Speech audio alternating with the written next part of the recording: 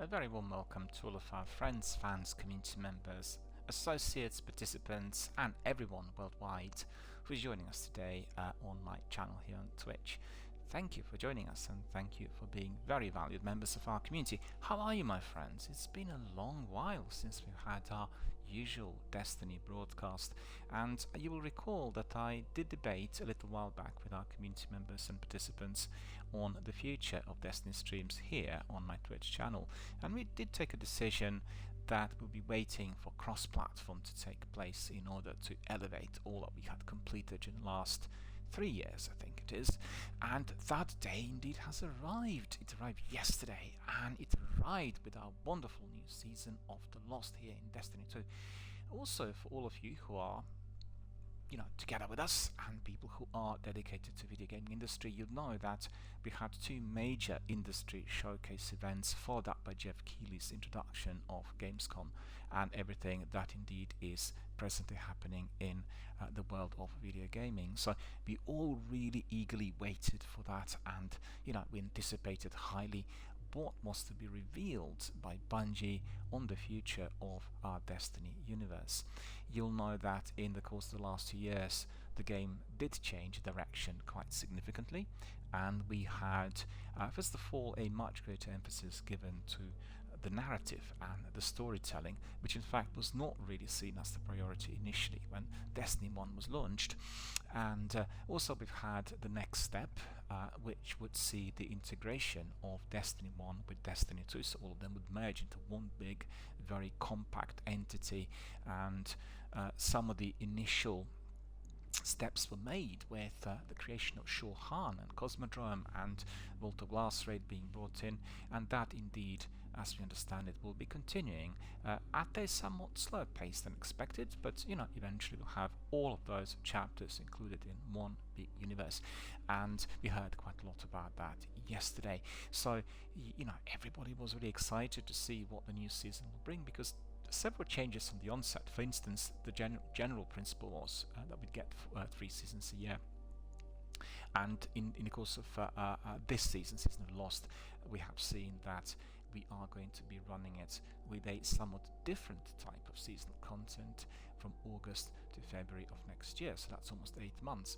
And we also did see a change in the overall direction of the seasons already 2 seasons ago, and with the last one, the season of Splicer, I certainly could confirm that in my experience was probably one of the very best, also compared to the year 2 seasons that I thought were different in concept but very, very rich in content. And for anyone who joined Destiny 2 universe at the onset, you'll be familiar with, well, lots of concerns coming out from everyone, most importantly from the dedicated Destiny 1 veterans, who felt that the original effort was lame and perhaps not as active, not as interesting as we all anticipated. And most importantly, lots of people felt that walking and strolling through various planets and landscapes when you walked the wasteland was lacking content. There was very little to do. Also visually, I thought a couple of planets were not really up to scratch. So obviously lots of complaints had come Bungie's way at the time, and we did have a very major think tank emerging at the developer, and then obviously they took the decision that the year 2 will have an abundance of content. They work for 365 days without any breaks, probably around the clock, I would imagine, with several shifts a day. And those 3 seasons, the initial ones, were so full of different things to do. I mean, I played all 3 of them, and hardly finished the half of everything that was on offer, and I thought, well, that's amazing. But then everybody nearly died due to that hard work, and also that included not just developer but also the gamers, because you'll recall our friends Captain Jack and a few other people from the US did say that they began to live in the Destiny world, that everything else stopped. So they afterwards indicated perhaps the content will not be as voluminous, because they they couldn't keep up with that degree of work, and that turned out to be quite a kind of a misleading predicament, because certainly in the course of the last season of Splicer, I thought we were kept extremely busy, and I didn't know what to start with, honestly. If you collected your regular bounties from Banshee from Zavala, from the Splicer Servitor, the usual kind of full Monty. And then you were doing your seasonal achievements, and there were more than 70, 80 of those.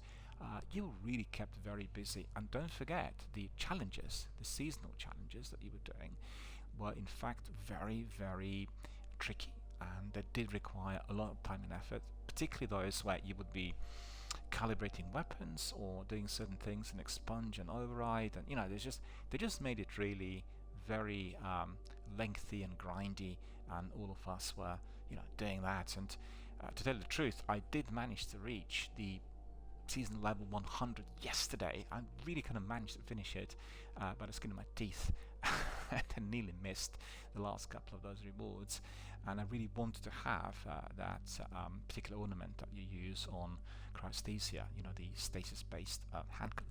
So I really wanted it, and eventually I managed to get to it.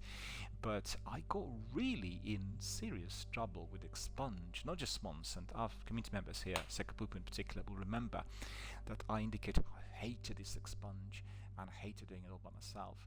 And I think that on Xbox the triple jump doesn't always work as it should. There's always a slight lag, or maybe it's my internet connection or something, I don't know, but it didn't seem to work too well when I had to be doing these triple jumps, to reach really fairly distant platforms. And I obviously kept dying many times, and it did take me a couple of hours to finish some of those. And even yesterday I've done 2 runs, and one I didn't finish really because it was a bit too difficult, and I was pushed for time, so I really wanted to get something else from other activities in order to gather all the required XPs, which indeed I did reach, so all of that was good. Anyway, coming back to this, I completed all the rewards and levels, claimed all of them, 100 of freebies and the seasonal ones which we paid for. But what I didn't complete was some of the seasonal challenges. I think about 25 or 30 left, 25 left I think, and it just really required a different sort of mindset for which you are going to be doing different activities every day, because obviously sometimes you fancy a campaign, other times you fancy a dungeon, or maybe doing some Crucible and Gambit, but actually the seasonal challenges are driving you towards specific activities, and also with a variety of things attached to Splicer Servitor, which had to be unlocked with the engrams that need to be decoded. It becomes a really very arduous, very lengthy type of activity, and I just want to sort of suggest and introduce to all of our friends and fans. Sekapupu says that the volume is very low, but I think it's probably to do with the cross-platform, or maybe something on your system, because I've got my volume tailored to the liveness for my playback, and I really had to tweak it quite a bit because there were some problems with the way it worked on Xbox. But we'll double check that afterwards, and hopefully all of that will work as it should. It's the first stream, and I think hopefully you can hear all I'm saying. If not, I'll have to redo it all, and to my great displeasure, I'll have to remember everything I said. Anyway, coming back to this, we'll adjust this Sekapupu a bit later. Sekapupu's live online, and he's watching our stream and also listening to all that I'm describing. I think we left it like that previously, and it worked reasonably well. But I know that people complained about cross-platform, and when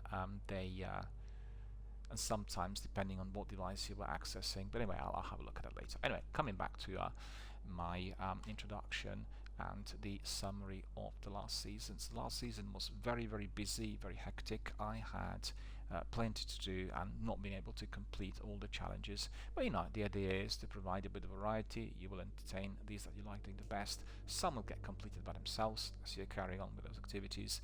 And there never has been ever more for us to do really in Destiny 2 universe, and I think the idea is to carry on with that sort of pace and that quality content, which I think is really formidable, and certainly will be keeping us very happy and sane and together within our community, particularly as we had entered what I've been asking for from the day one. And from the day one, we all wanted to be able to come into this arena through any platform, PC, PlayStation, Xbox, and any other included. I understand that Stadia will also give access to will be given access to Destiny cross-platform, and also that we are going to be getting at a later stage xCloud participants. So we need to see. I think these ones will come in later. The most important thing is that we get everyone sorted on consoles and PCs, and I did participate in the beta test that Bungie were running a few months ago, and it went really well. We were doing strikes, and it was absolutely smooth. We couldn't really select the members of our fire team. There was just like a random selection, and they were testing basically matchmaking through the algorithms that will be applied to strikes and Gambit and all the other PvP activities, and that will work perfectly well. So last night I tested also cross-platform. There were some issues with the friend requests, and we did spend a bit of time initially during the first few hours trying to get them to work basically, but that's been resolved. And just as a note of caution, don't expect to be able to invite anyone through your platform. You will not be able to do that. Bungie had changed our user IDs, and they've added a number, which is a 4-digit number prefixed by a hashtag, and that's like a new user ID that we have on Bungie.net. So that's our new accredited registered ID with Bungie's hub. And if you are wanting to be inviting people from other platforms, you have got to go to Bungie.net, right? So go to Bungie.net, you will enter the section which is for basically yourself inviting friends. You have all the other platforms, PC, Xbox, and PlayStation included, and you need to select that friend, and then you need to individually invite them. If you are, for instance, wanting to do a cross-platform from PC to Xbox or PlayStation, the best way you'll be able to do is for the person who's on the PC to send you their user ID invitation through Steam, and then Steam will provide you with a link, and then you will hook up. It may take a bit of time. Well, put it this way, yesterday was the first day, and certainly because it was the first day, we had some issues, and certainly accessing the arena was tricky during the first few hours because dozens of millions of people worldwide wanted to come in at the same time, particularly after we reached 5 or 6 o'clock p.m. in the US. And this is understandable, but we're all very eager, very excited, very forward-thinking, very elated about all that was to follow after the presentation, and everything worked. So I had a lot of fun. As you know, I never really play games in the evening, but yesterday was the major exception because obviously we are in a different time zone, and frequently the introductions take place early evenings, sort of 6 to 7 o'clock, and being excited and being able to see all these novelties indeed made me try everything at once, make sure that everything was working. And there are major improvements and changes of direction here, as you will see, and I'll tell you all in depth about it right now. So we'll go through the presentation, and then we'll bring in Sekapupu, and then we'll do a bit of gameplay for today, just to explore all the other novelties that we have. Okay, so let's have a look. Let's have a look first of all what we were given yesterday. So just bear with me. We'll get our stuff up and running. Let me see.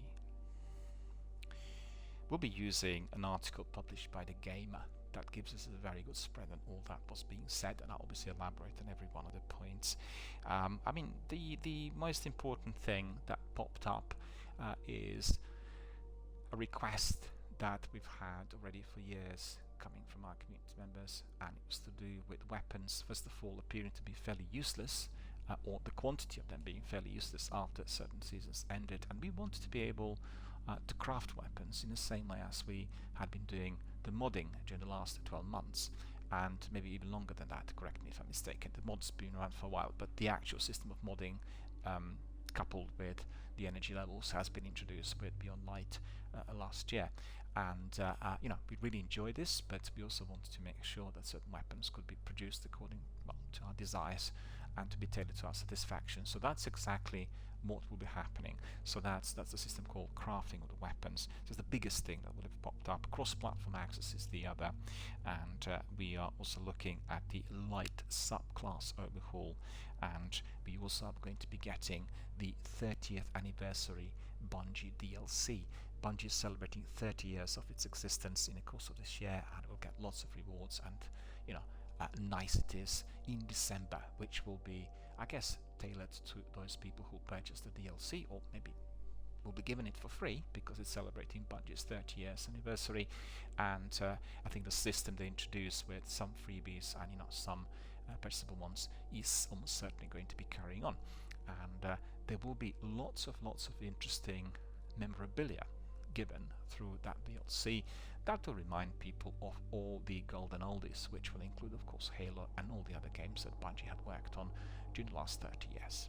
So, Bungie recently unveiled details surrounding Destiny 2's fourth expansion, The Witch Queen. And The Witch Queen, of course, is not arriving in September as previously anticipated, but it will be coming out next year, I believe in February, because of the COVID pandemic, significantly hampered and delayed. But on the other hand, they were given a lot more time to work on the content and all the new additional bits and pieces that are being given to us, which is obviously very, very good news, and the season's going to keep us busy. So along with the content players we can expect for the coming year, and then weapon crafting, lights up class reworks, and changes to the Trials of Osiris are just a few things that were covered yesterday. So from Season of the Lost to the new weapon crafting system, we'll tell you all about those novelties and everything that's been unveiled yesterday in Destiny 2, the Witch Queen showcase. So first of all, we have been able to see Savathun, the Witch Queen. We were able to see what she looks like, and I think the images were leaked during the previous week, but yesterday in the trailer we were quite clear on what she looked like, and that's really quite a revelation. Also, you would have seen that the graphics that are tied into the campaign missions are definitely next gen, so they look absolutely fully detailed, and if you're an Xbox X and S, you will be having a ball, and also people on the PCs. Really high quality resolution, very highly illuminated, and the attention to detail was absolutely jaw-dropping, as you would have seen in the trailer. So something to keep in mind if you're like myself, a huge fan of high quality graphics on massive big television screens. It's just, there never ever has there been a better time for that to be enjoyed. So Savathun has found a way to control the light for herself and the Hive, and in the Witch Queen expansion, players will have to jump in to Savathun's throne world to destroy Lucen Hive, a splinter group that has full control over the light, and they can also use supers, a light-specific grenade, and melee abilities. Can even be resurrected through the Hive Ghosts. Well, these Hive Ghosts look absolutely incredible, and if you are to be purchasing the Legendary Edition or the Special Edition, the top tier, you will actually get a statue of that Hive Ghost, which looks quite incredible, and highly recommend everyone to be reviewing the showcase. It's only about 35-40 minutes long, but you'll get all of those different types of niceties in there for display. Just have a look. You may want to have one of those on your desk. And also destroying these enemies will require that you destroy both the Hive enemy itself and its ghost, so it's going to be double trouble as far as these enemies are concerned. Well, the major introduction, the biggest novelty, is of that weapons crafting system, and that will be coming in with the next expansion. So don't really mix it up with Season of the Lost. We're not getting, as yet, any introduction on weapons crafting at the moment, but that's coming together with the Witch Queen expansion. So we've heard that the new DLC will be adding weapon crafting system to Destiny 2, allowing players to get target farm weapons in the Witch Queen and future seasons. You can even hunt for specific perks with the system, allowing for a degree of target farming which has not been seen since Destiny 2's Season of Opulence. Bungie has also stated that its crafting system will be expanded in future seasons, also adding new and legacy items for players to chase. So I think instead of just providing us with an abundance of weapons which we pick up as we do the missions, there are going to be some that can be crafted, which means we'll keep them as our very sort of greatly treasured possessions, and then we'll be able to make sure that they get to the top level. Bear with me, I'm suddenly having a slight pain in my arm. Let's put the position where I'm seated. Right, bear with me, I need to change positions. Old age, my friends, it all catches up with us. Right, so weapon crafting will give you will be your only avenue of obtaining glaives, and glaives looks incredible. This is a new melee weapon, which is basically an archetype that fuses gun and blade into one. So think of Imago Loop coupled with Falling Guillotine, right? So it's a very, very powerful weapon, and that is what we are going to be getting as the new melee weapon. So these spear-like weapons can be slicing through targets up close and then damage enemies with charged projectiles from afar. They also have defensive capabilities, although said capabilities were not really elaborated on. We'll see that obviously as we carry on. Glaives reside in the energy weapon slot and are used in the first person. So remember that. That's going to be in the energy weapon slot. And then we'll have also so-called legendary mode. So this is a very different mode to what we've had recently, and it's basically a bit like very hard, ultra hard mode coming back. And the Witch Queen's campaign will have an optional legendary difficulty, so you'll be able to switch it on and off if you please. That will make the game significantly harder. I'm not sure whether the legendary difficulty will be applied to specific missions, specific activities, like for instance strikes or gambit, or whether you are going to be having it as a kind of flatly applied to the rest of the game. So if you were to be switching on the legendary mode from the beginning, like for instance when you're entering your character, then everything else will be upped. I'm not sure, remains to be seen. But that is sort of similar to Grandmaster Nightfalls, and that's featuring harder hitting enemies and limited revives. Limited revives will be similar to what you have in some of the games where you need to be reviving the member only within a certain number of seconds. If you're not close enough, like in PUBG for instance, you die and therefore you can just spectate. Makes it much harder for people to complete, and I guess makes it a bit more challenging. You need to be a bit more careful, and it is re-emphasizing what is most important in Destiny, and that is the maximum team effort, because if people are scattered around, they're not paying attention to their buddies, then the game's not going to work. And we know that Destiny is one of those games where the team effort pays always the greatest dividends. So unlike GMs, this mode's difficulty will be based on how many players are in your fire team. So if you have like 3, then obviously it will be I guess upgraded accordingly.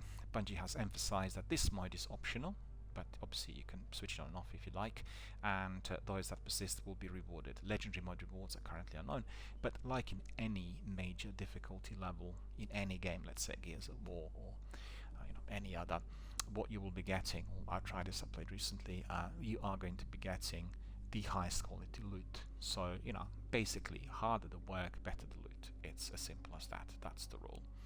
So Destiny 2, the Final Shape expansion. The Final Shape is going to be the follow-up to the Witch Queen, and it will conclude the current battle between the darkness and the light. That doesn't mean that Destiny Saga will end. It's just one chapter that will be ending, similar to what you had in, for instance, the original series of Star Wars. The first 3 films that released, and then after the trilogy was completing the story and the darkness was defeated, and then the dark side, then you will be carrying on with, I guess, some sort of new narrative, which may be picking up on the elements of the old, but with a new direction. So the 6th expansion is called The Final Shape, and that is set to conclude the story arc surrounding the conflict between the light and the dark, and this expansion is set to release after Destiny 2 Lightfall. Further details on the expansion will be obviously released closer to its launch, so that will be probably later next year. So that's all about the Witch Queen. Still, the elements of the expansion are kept mysterious. We did see some of the gameplay, which looked really very, very hectic and visually beautiful. And in addition to that, we are going to be very excited about all those new chapters and new direction, because I think Destiny is becoming the game that the developers really wanted it to be already right at the beginning when they were creating it in 2010. And partly it was the tech, greatly was also to do with the number of people who worked in the game, the team, and the community and everything that evolved over the years. So it's great to see, I have to say, and I discussed that with some of my friends yesterday, it's great to see that this process of evolution is constantly present. So we are never being kept idle, and every season, every period of 4 months is bringing raising something new, innovative and interesting for the community. And I think they realized that the original Destiny 2 release probably was tied into some of the plans coming from the publisher Activision, and it backfired, and they never ever want to have the same sort of experience coming back again. I think it is very difficult to keep everyone busy and occupied with the content that might appear to be repetitive, like for instance Gambit, the Crucible, or an Escalation Protocol, doing the Altars of Sorrow. But what they did do, which I think is really quite extraordinary, is they kind of brought in lots of different bounties and lots of different artifacts and items that you can be acquiring in order to advance in the game. So when you're doing some of these activities, you will never feel that you're doing like an empty run. There's always some sort of reward for you to pick up. And I think ever since they kind of brought in the integration of the bounties with the story and with the overall missions, or let's say the bounties which are mission specific combined with the ones which are fairly general, and also combined with seasonal challenges, the game just basically did begin to take a very, very different shape. And you know, it can keep very busy and hectic. It's just like never ending. Honestly, I feel a bit like our friend Flying Pirate from Nevada. He said, well, there's no need for me to be playing any other games because I have a limited amount of time. Sometimes when I work night shifts as well, and there's so much to do that even with the time I spend on the game, I can barely manage to finish everything that is before me. So you know, the idea is a bit like in Elder Scrolls and in Fallout. Once you become a full member of the community, you know, you're going to start residing there. You are a member of that community. You're living that life every single day, and I think the concept is truly astonishing. I mean, it's a towering achievement. I honestly can't think of any other company that would have done the same. Basically, to restructure the game, rework it from the scratch, and to make sure that everything worked perfectly.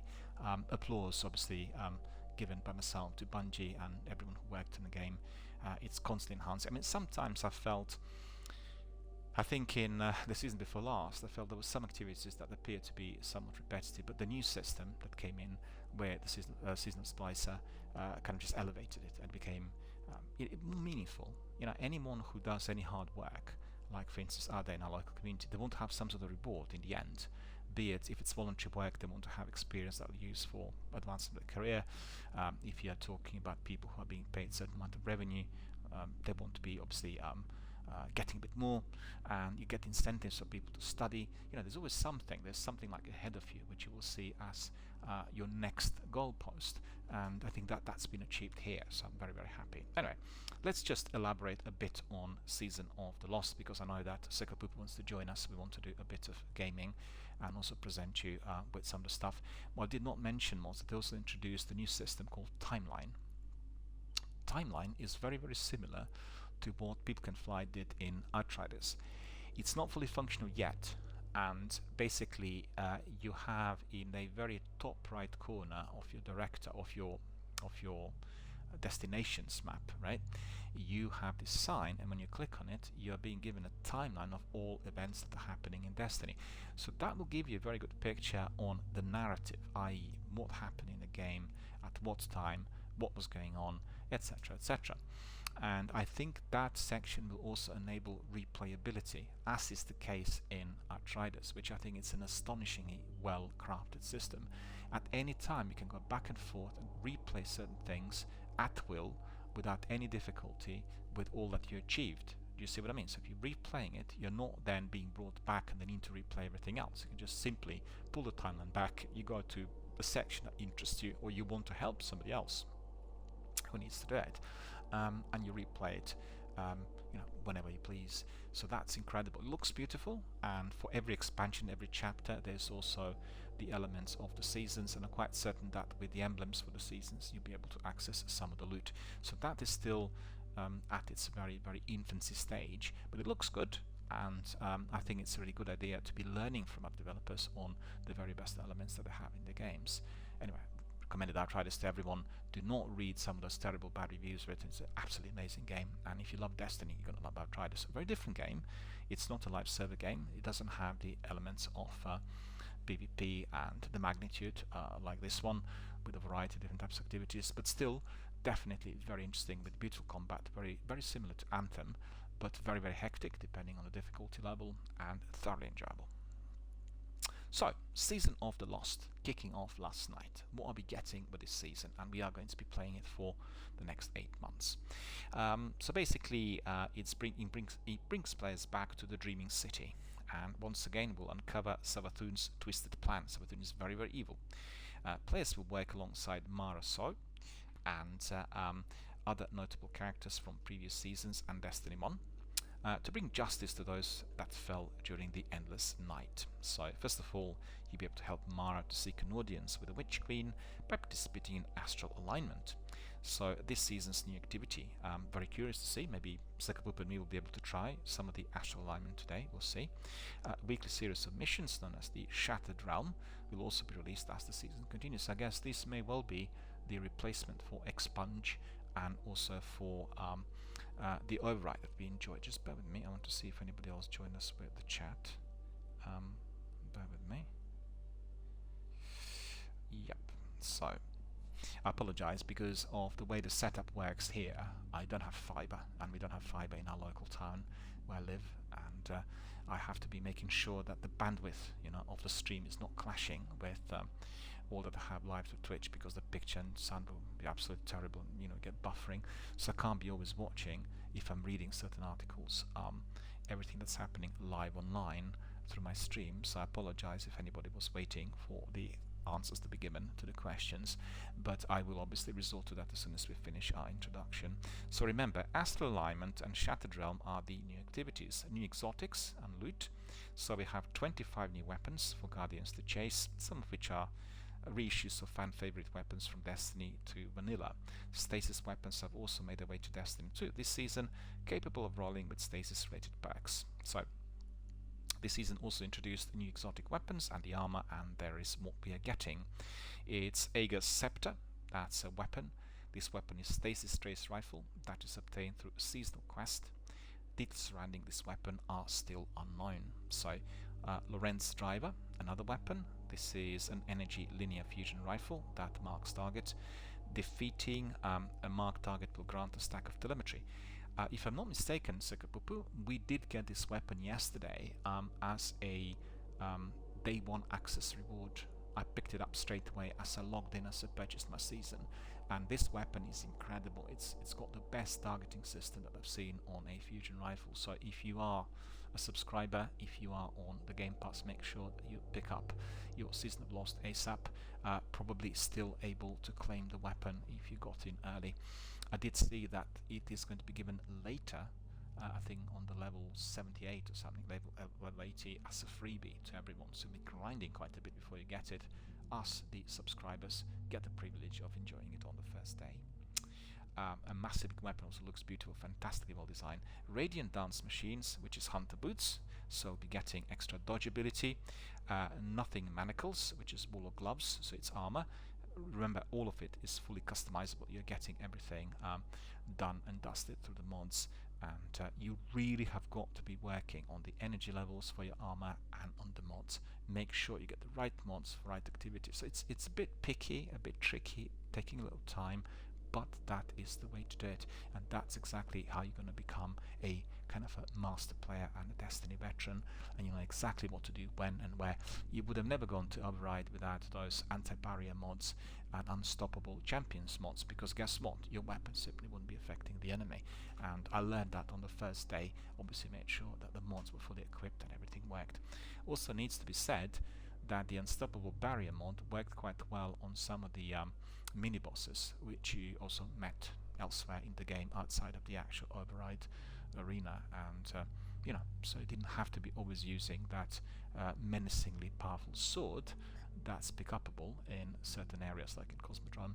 It's also new, actually. I played it last night. I'm really surprised to see that the entire activity that we had with Sleeper Simulant, which was a pinnacle weapon in Destiny 1, was now introduced in Cosmodrome, and you do it just as you're broadcasting the area. You don't have to switch it on, and it's constantly there. It's like present at all times, and it makes it really, really hectic and really busy for anyone who's entering that section of Cosmodrome, and thoroughly enjoyable. I loved it, really, and the whole thing's been reworked and made a lot more entertaining compared to what the original Guardian Rising mission was.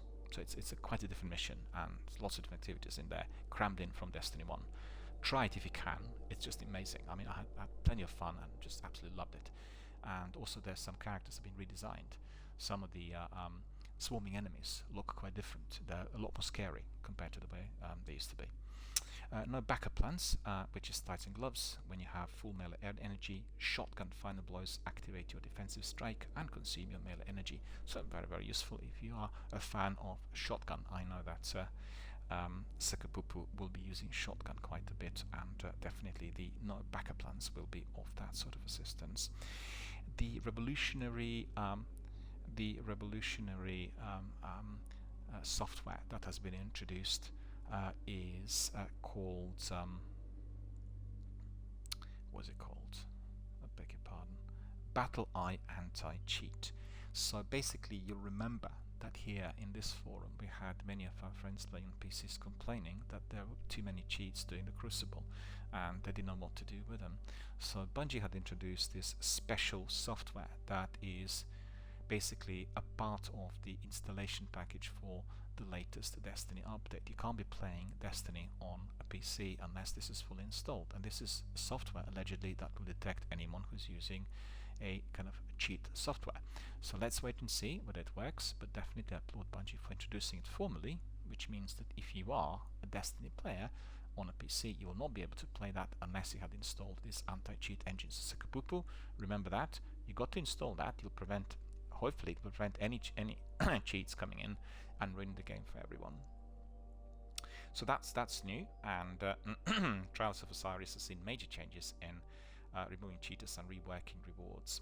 So that's really the biggest thing, and you can obviously find more information on how Battle Eye works in Bungie's security update post. It's like a big post, and this post is both on Twitter and on Bungie.net. So you need to head there, need to have a look at it, read it, familiarize yourself with all that it kind of entails and the way it works, and therefore you will be kept safe. Rewards have been overhauled on Trials of Osiris, and now you're going to be getting tokens by winning rounds and completing games, so you can play a card past 3 losses. Trials of Osiris also has a freelance playlist similar to Survival. Solo players will queue with one another, and pre-made fire teams cannot queue in this playlist. Community outcries surrounding cheaters and lack of rewards can be traced back to the release of Trials in Season of Word. I don't actually agree. It's really been present right from the beginning since Destiny 2 was launched, and people complain. I remember in the course of the first year there were quite a few friends from the US who said, well, we can't really play this because obviously everyone in there is cheating. Not everyone, many people are cheating, and the Crucible is like a real kind of tight map deathmatch, you know. So if somebody's using cheat software in there, then you know you're not going to be able to do anything, particularly if you're a competitive player wanting to get good scores. It's just complete nonsense. I've come across quite a few of these, and we've seen them many times. So that new software called Battle Eye hopefully will be preventing them from coming into this arena. And quite frankly, if there is a will, then obviously there will be a result, and I think they're putting a lot of time and effort in trying to resolve these issues, obviously coming from our community members. For myself and for dozens of millions of people worldwide, the most important thing happening today, or since yesterday, is that Destiny finally, at long last, has got a full cross-platform access. So our friends who previously were pinging me messages on Twitter and on Twitch, asking me to find them some mates for fire teams, Destiny 1 on Xbox or PlayStation respectively, you will know that Destiny 1 is still not cross-platform, it's Destiny 2. Today we are having this completely resolved, and Sakapupu and me will be doing this today because I'm not exactly sure whether Sakapupu played on PlayStation or PC. Either way, we are going to be in the same arena. We tested it before this stream, and this worked perfectly, so I really look forward to that, to see how it works in practice. You have to bear with us if we have some problems with audio, because sometimes on Xbox the audio doesn't properly work, and if that is the case, then what we'll do is we'll talk on Discord for today's session, myself and Sakapupu, and we'll engage and we'll try to resolve this as we go along, because yesterday when I was testing it there were problems with cross-platform sound. I couldn't hear the other person, and if they were on a PC and I was on Xbox, we'll find out about it later. So anyway, as from yesterday, players on PC, Xbox and PlayStation can all play together in one arena. You do not need to be the owner of Season of the Lost, and to use crossplay. It's basically a feature for everyone, and it's automated, so you can't really switch it on and off as it stands today, unlike in Warzone, I couldn't find a switch anywhere. I looked for it. Correct me if I'm mistaken. Ping me a message. Tell me if there is a switch to make sure that this is switched off. I know for certain that there are lots of people who are the Destiny veterans who are not keen on cross-platform because they're worried that in some of the activities, PvP combined with PvE activities like Gambit, they will be outclassed by those who are masters on their keyboards and mice. And so ultimately you need to make sure that you accept the fact that this is cross-platform, and we'll need to find out whether this can be switched on and off as you please. Certainly for myself, it will be switched on 24/7, because in order for any community to grow, you really want people to come from any part at any time rather than be platform restricted. So that is a 10 out of 10 for me. And you don't need to own Season of Lost to use crossplay. The feature is part of the base game for all players. If you're worried about the disparity between MNK and the controller users in PvP, console players will not matchmake with PC players unless a PC player user is in your party. I'm not sure how this will work. We need to experiment with that. I mentioned earlier that Bungie 30th anniversary is commencing, and in order to celebrate it, we'll be seeing a unique DLC in December, so watch out for that Christmassy type of prezi coming from Bungie. That will include some homages to Bungie's older IPs. So it says that you will need to purchase the DLC at $25 to access its content. Well, let's find out. Maybe some of it will be for free. We'll see. A pirate-themed dungeon in the Cosmodrome infamous Loot Cave. So that's new content. Contains Ice Luna, 1,000 yards, then a sword themed around Bungie's Myth IP. Myth, they did introduce that sword yesterday. We've seen it. It will be a bit like a weapon being brought from one game to another.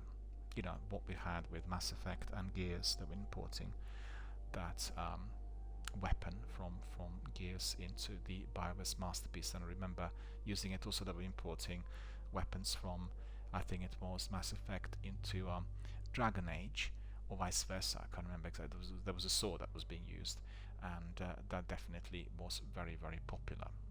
I really want to see also sometimes the characters migrating and coming in from one game to another. It's be like cool if you had Master Chief popping in and saying hello to Zavala, and everyone's expecting something which was going to be referencing Halo, but wasn't the case yesterday with Microsoft and Xbox presentation. That was basically also delivered after that Bungie's showcase event. So we're also going to be getting Galahorn. Galahorn's being introduced, or I should say being brought into Destiny 2 from the original game. And I saw it yesterday on the showcase and it looked absolutely stunning. Armor and weapon ornaments themed around Bungie and the older games. Armor themed around Marathon. A Galahorn themed Sparrow. So all of these are basically the elements that will be coming in with that 30-year anniversary DLC.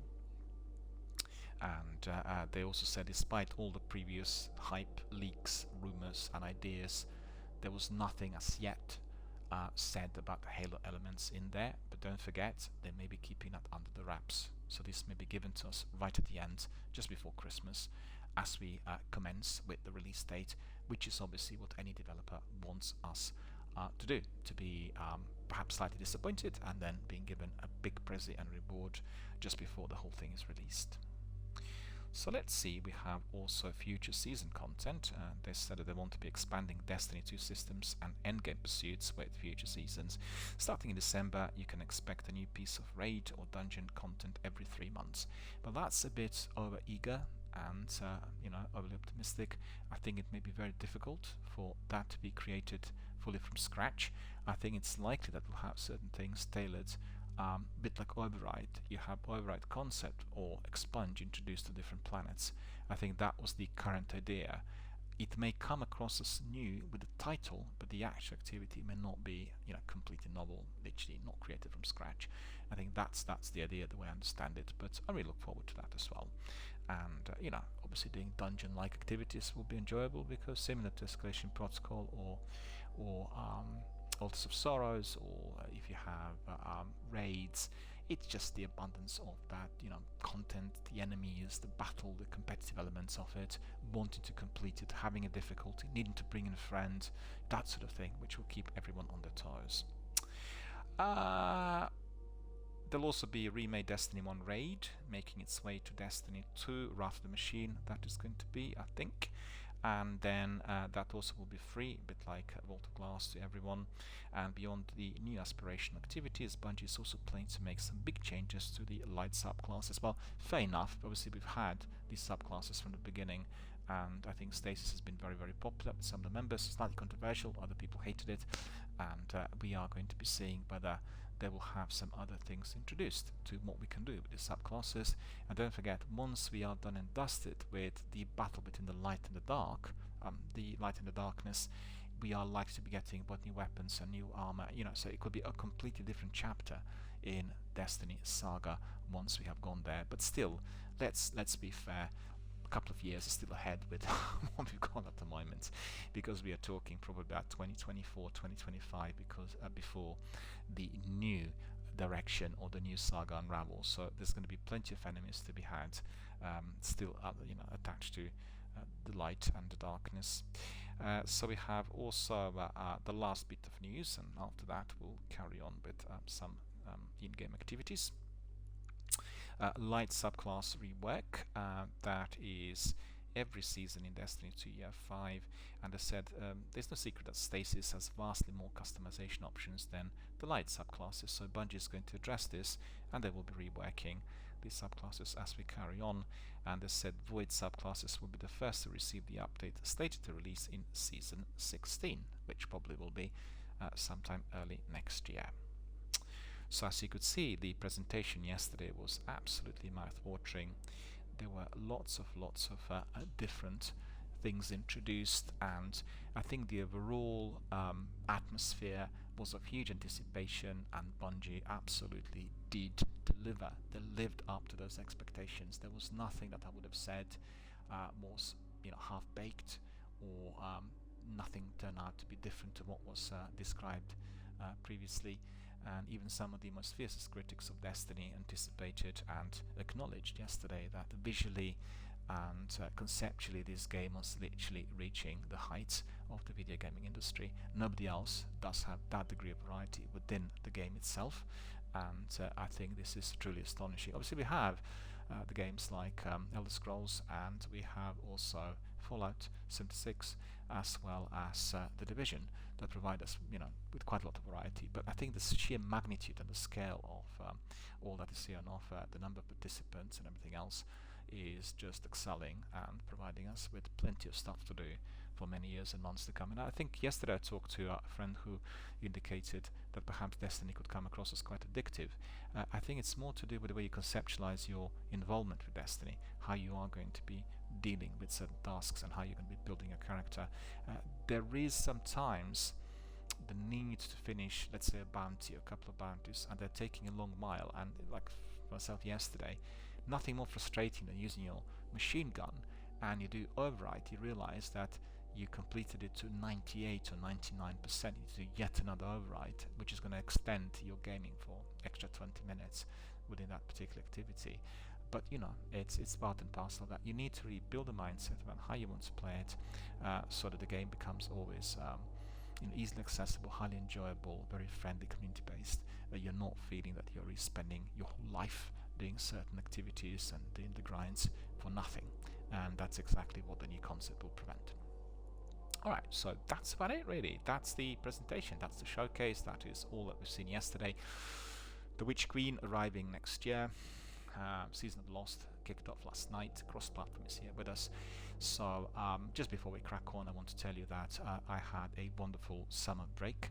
I had several months of gaming which was not based on my channel, and I played quite a variety. I played big games like Outriders and Far Cry 5, up to the point where I completed them, or came just about to the full completion, and lots of other games to be seen and explored on Xbox as well. We've heard yesterday from Microsoft that at Christmas they will also introduce full xCloud streaming facility or ability to everything which is on console on Xbox, which means it'll be easier to check more than 400 games that are currently there on display, because you will not need to be downloading every single game prior to the usage. You have the option of just trying it fully through your live stream online through the servers, and then if you like it, you can download it. Obviously, it will perform better with high quality graphics.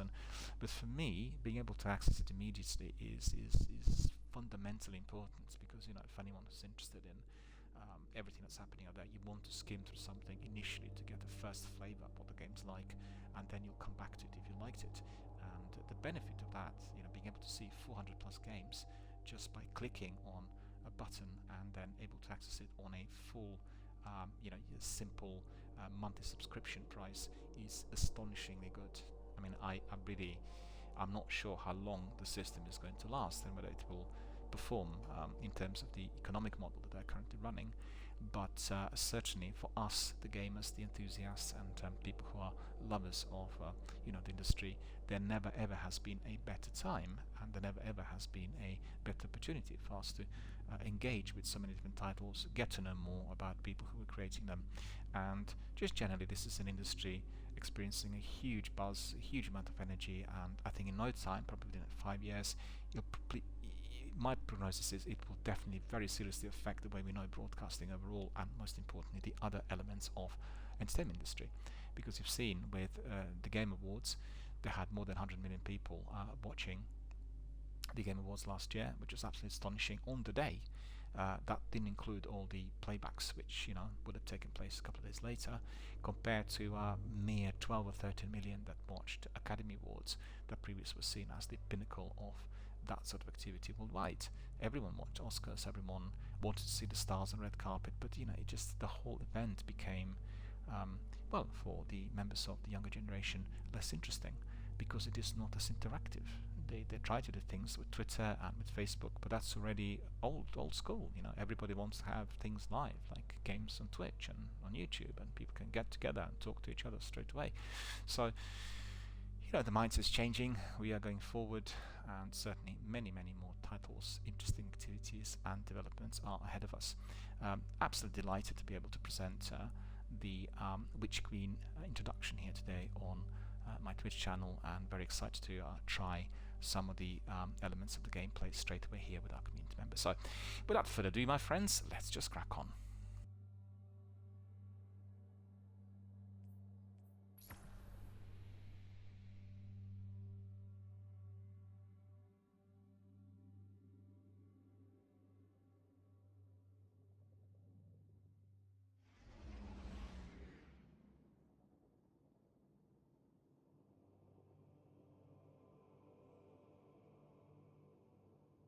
Alright, my friends, now the first thing we'll do is going to be testing our cross-platform access. So let's see whether this is going to work as expected. I tested it yesterday, everything worked. So let's have a look. Bear with me, I need to get my gear together. Need to get a cup of tea, so bear with us a second.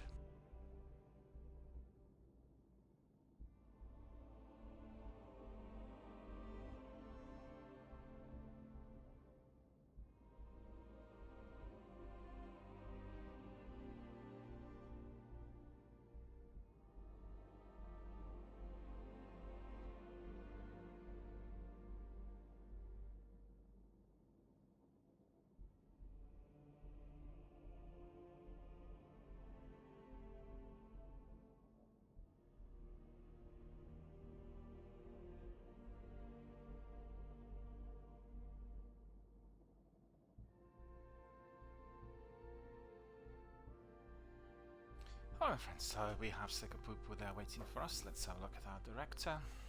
Go to roster. We'll go to Sekapupu. Fire team. Sekapupu, I invited you. So let's see whether you're going to be able to come in.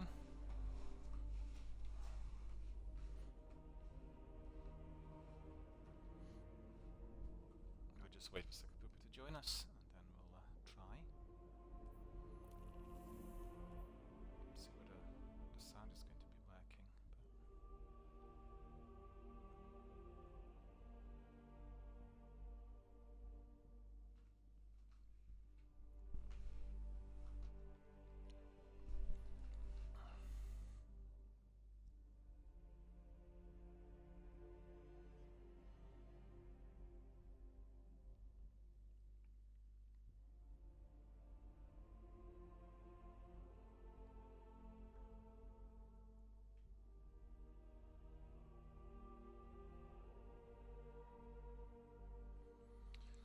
see whether our friend received it. You have to bear with us because obviously this is cross-platform for the first time here with our community members, and sometimes it will take a minute for things to materialize.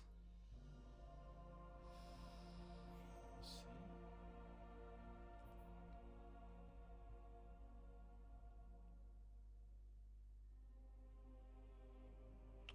Oh, Sikapupa's on a PC. Okay.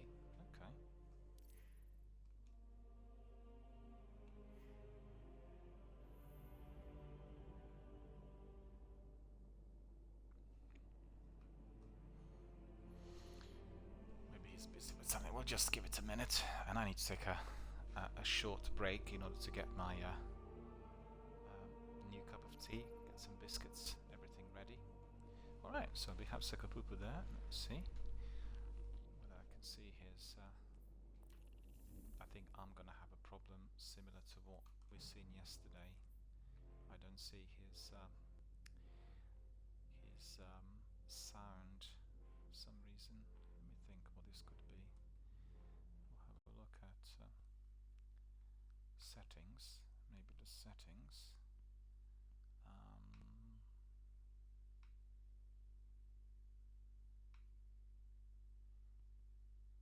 Just a moment.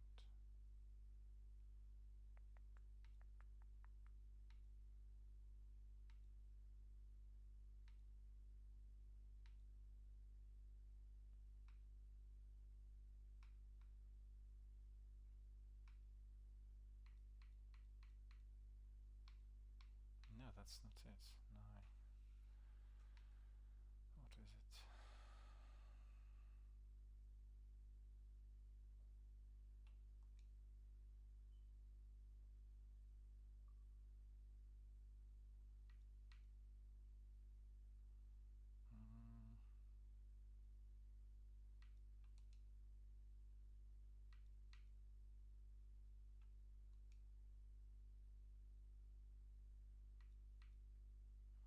Switch to game chat. Let me see whether we can see Sikapupa now.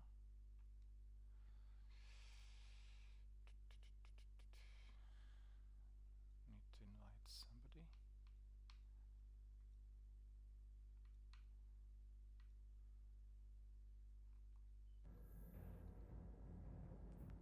Try again, see whether we can...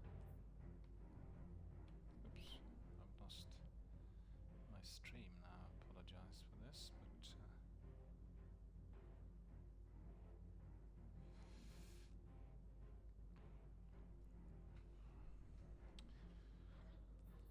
back to roster. No, I don't think this will work. I need to work out what's causing this problem. That's what we had yesterday as well. Need to work out what's causing it, you know? Don't know what the reason is. So what I'm going to do is I'll actually call Sikapupa on Discord. Sikapupa, I'll call you on Discord, so we'll be able to talk. And I don't think our viewers will be able to hear you because we don't have in-game sound for some reason. I don't know what's causing it really. I have no idea.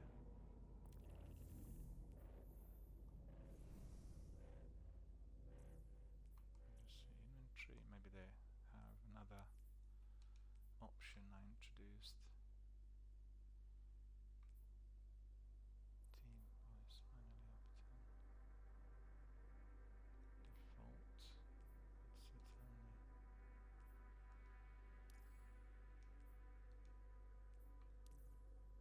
No, they didn't change this option, so you know there's obviously trouble in there.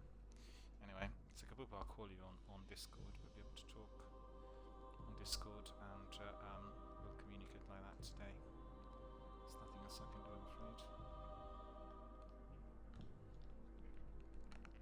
So you switch on your Discord on your PC, and I'll call you on Discord. You'll be able to hear me. Hang on, I need to just sort this out.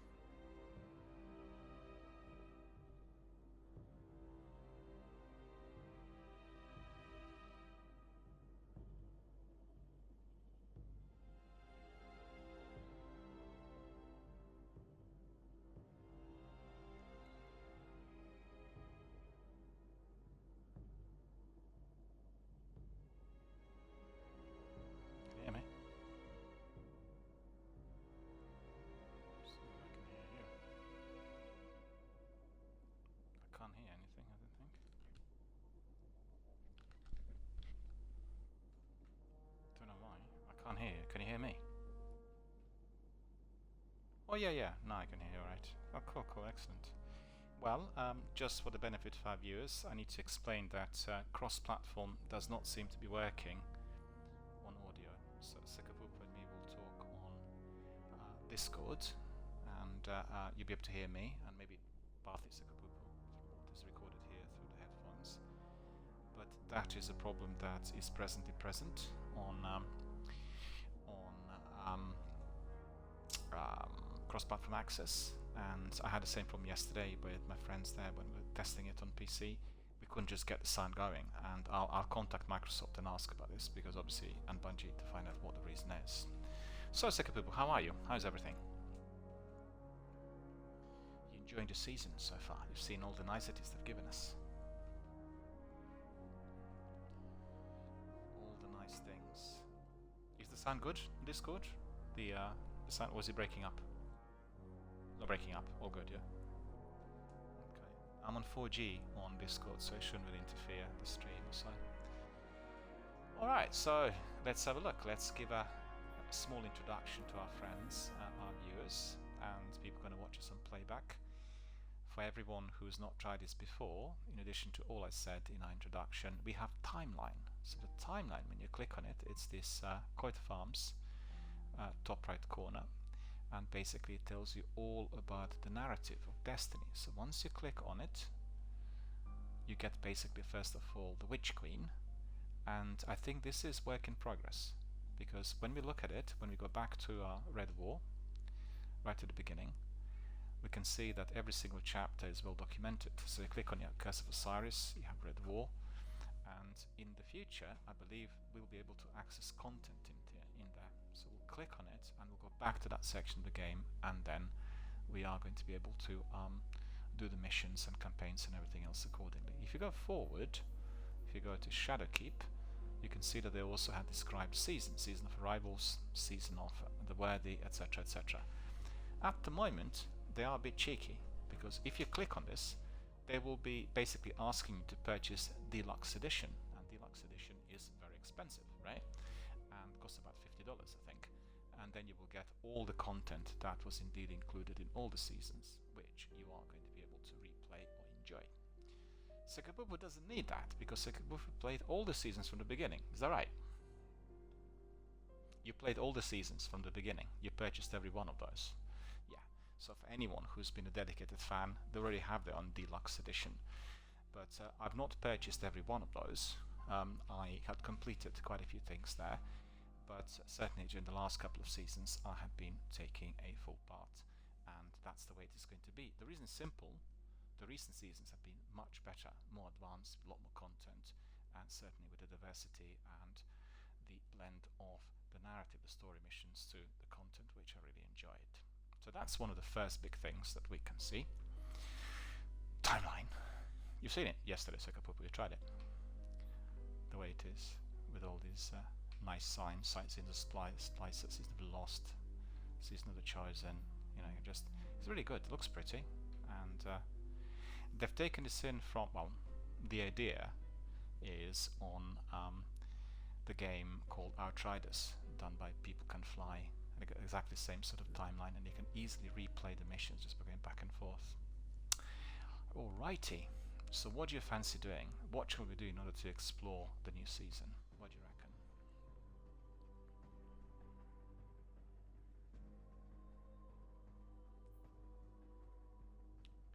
Let's go to Helm, see what's in there.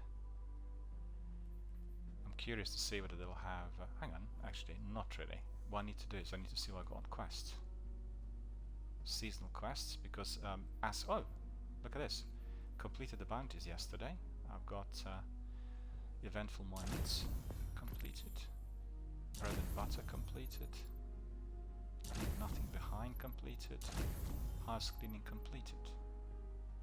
So I'm already progressing to the level 2 rapidly. Got power bonus +1. How is this going to be used, power bonus? How long does it last? I just acquired power bonus +1 and artifact unlock +1. So that's quite good. Let's see what unlocked in the artifact. The new artifact is called Wayfinder's Compass. and it has lots of different mods. So let me see what I need. Well, I need to see what I need to pick up. I didn't pick up anything yesterday. Leave that for a moment. But what I do want to see is what's there before us with seasonal quests. So that's what I'm interested in. Playlist, seasonal. In the Iron Banner, during seasonal displays of defeat opponents. So we don't have anything as yet, no story missions as such at the moment. I guess the story missions we would have completed yesterday as we entered, right? With the battle. With the Queen and all that's been happening in the Dreaming City. So that was fairly lengthy. That must be the weekly story mission. And let me see then. Let's see the new Pinnacle weekly activities. I'm curious about that. So that's Override. And where are those new Cocoon? I did complete that yesterday, I think. Actually, we can try that. Let's go to Helm, let's find out what's there. Because there are some activities in the Helm that I need to complete by the looks of it. Have you completed Cocoon yesterday? The first mission? Oh, you haven't? Oh, hang on a minute. Then we'll replay it. That's fantastic. Wait a minute. We're not going to do that then. We'll go back in your orbit and you'll be the fire team leader. And you'll do that. It's a really good mission. It's like a really proper, campaign mission, story-based and fairly lengthy as well. Now I'll have to get out. Once we land, we'll go back to orbit. Yeah. Well, you've done that. Okay. Well, that's also part of Cocoon, because then you go back to base, and then you talk to Saint and to the Queen, and then they're asking for us to pick up a few things, and then it completes. So let's see where she is. She must be there, right? Oh, look at that. Alright. That's complete, isn't it?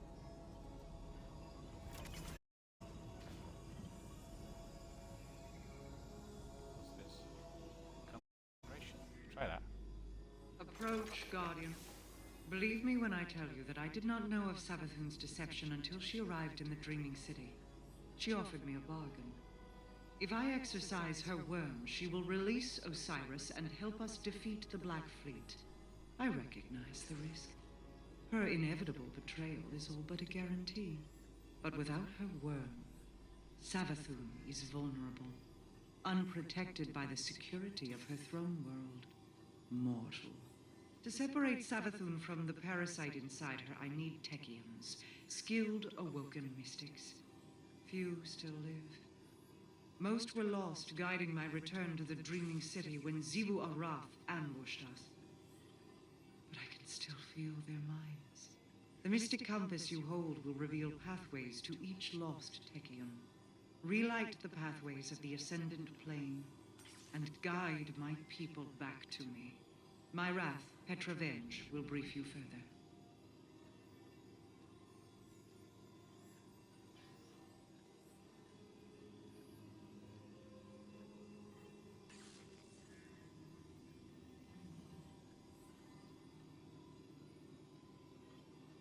So it looks like we need to speak to Petra, and then...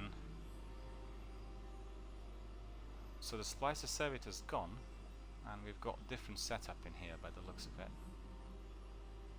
I've not completed everything on Splicer Servitor. I still had, I think, about 2 or 3 left at the very bottom of the special abilities. Let me see. Queen Mara tells you a great deal has been struck. A deal has been struck. Savathun will relinquish Osiris. In return, her worm will be removed. Mara believes it all will benefit from this arrangement, and Savathun's at least will be under watch. To remove the worm, Mara needs her Taekuns and powerful awoken mystics. They were attacked by Xivu Arath while trying to guide Queen Mara back to the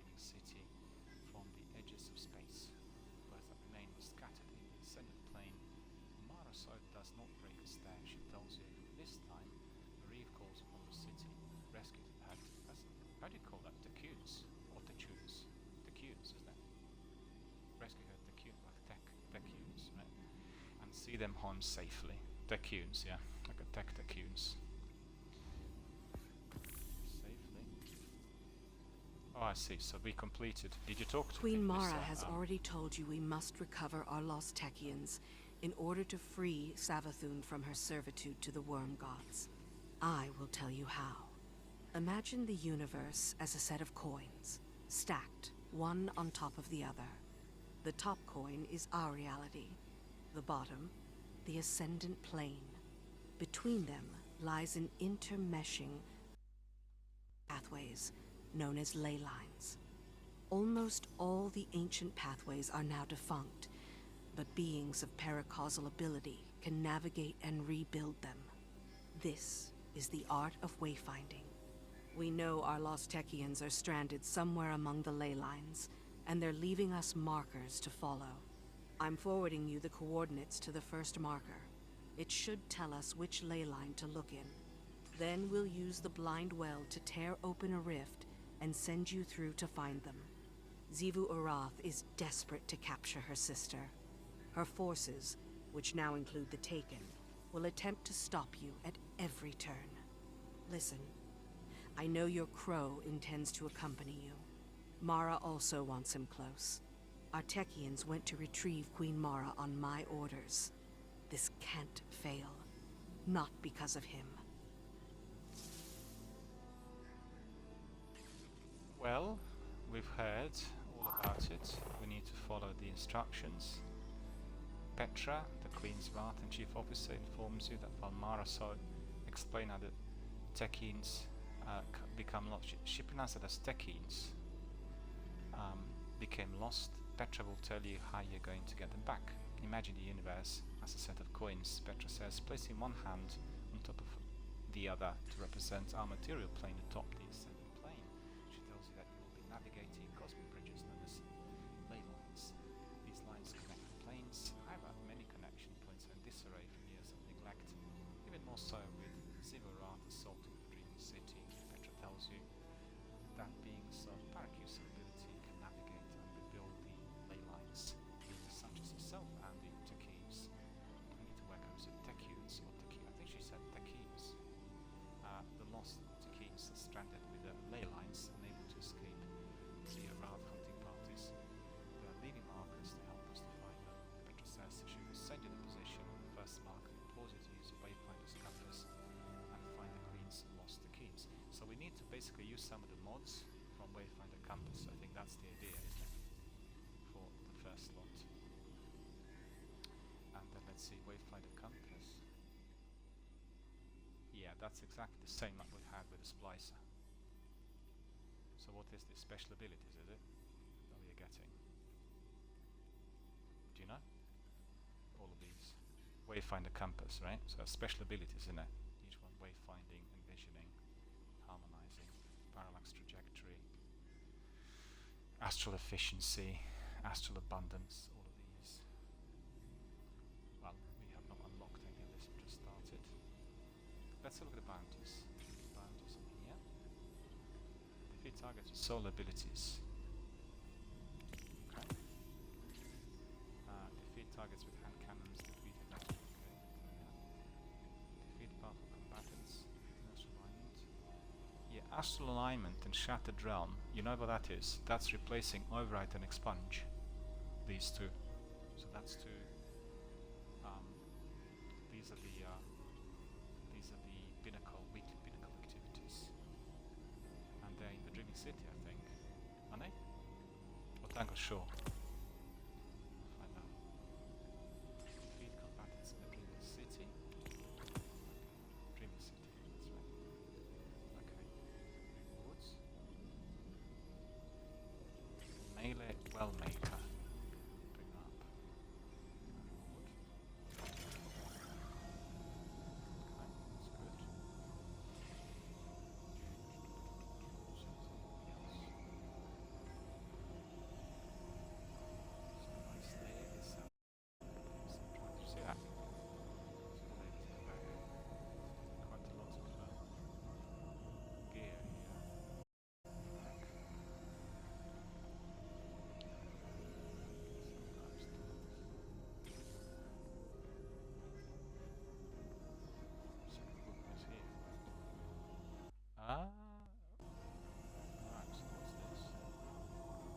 Well, you're having a cup of tea, right? I need to make myself a cup of tea. Well, you're asleep. You fell asleep in there. I've been talking so much that you fell asleep. Your emote is sleep. Cup of tea, what is it doing? What is it? Savior. Now I'm just looking at your emote, which is currently up. Wondering what this emote is.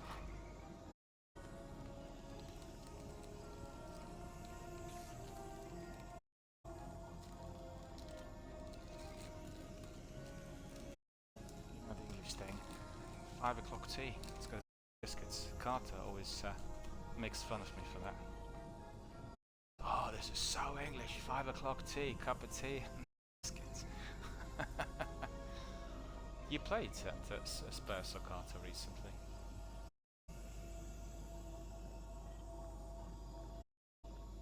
Can you hear me? Yeah. You played any games with Spurs or Carter with Spanner? Yeah, I told him I was on a break. And, Spurs was also having a break for a while, and Carter's been just hammering Warzone. Warzone is his bread and butter at the moment. But I want to send him the Xbox showcase event yesterday. You know the way he drives. It was unbelievably well. And yesterday showing Forza Horizon 5. They had like new cars and so crazy driving really, and he will love that. So I need to send him this tonight before I forget.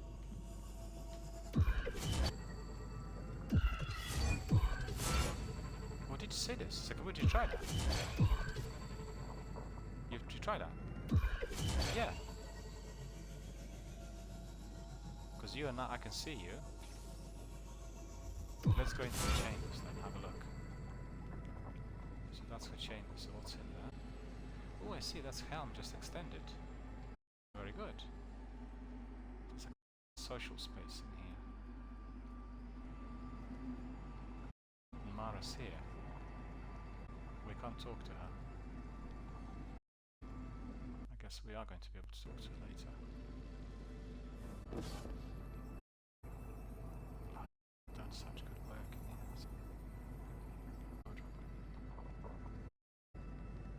Because I tell you, the Dreaming City is just like this. Alright, so let's rock and roll. What do you want to do? We'll go. But I think the activity that she's in the Dreaming City. Destinations. Dreaming City. There it is. Astral alignment. We can try that. Fancy that? Let's just check weapons before we go in. Let me see what I've got. You know what I picked up? I picked up the ornament for Christesia. Very happy with that. It was level 100 reward. So my Christesia looks very pretty. There it is, for everyone to see on my stream. Very different. Looks a bit like something out of Future Walkout. Nice ornament.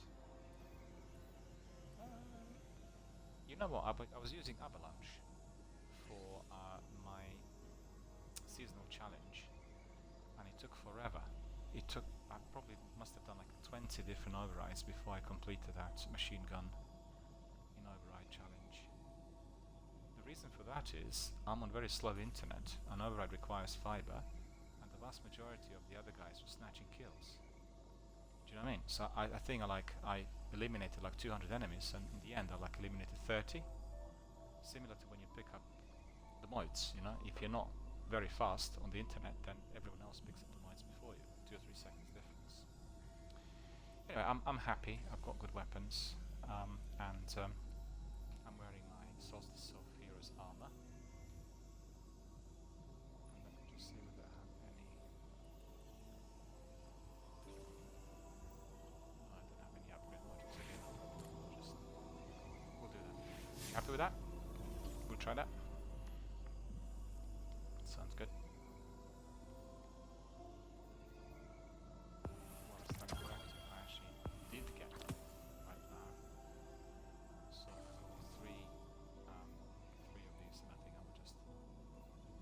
your power level at the moment?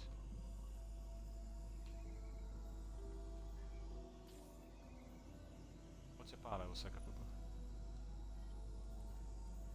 Your power level. Because I think I was like 13, 16, 13, 18, something like that. And I've gone down to 1300 yesterday. I was demoted, so I lost some of the points as I purchased the new season. Don't know why.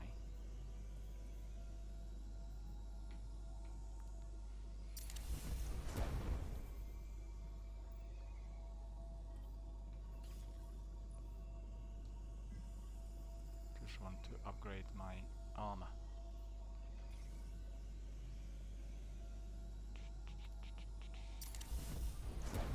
Better. I have also the bombardiers. I did manage to pick them up, so these are quite good ones. The boots. Alright. 1306. So now we'll go there.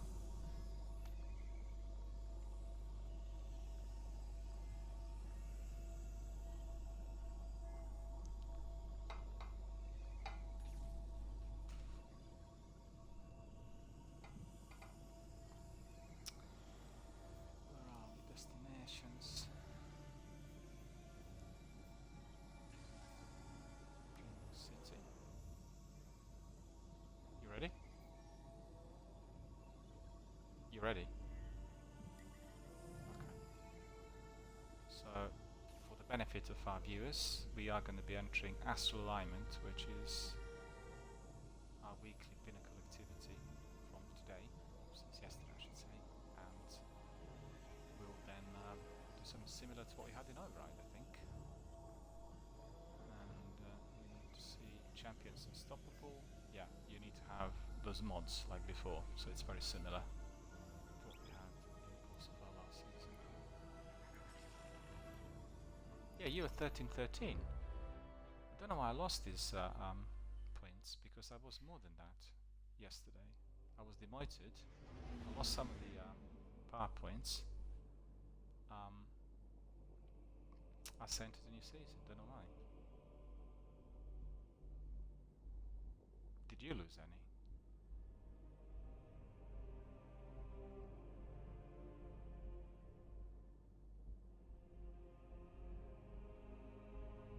That's probably what I lost. How many did you lose? 20 points? 10, 15, something like that.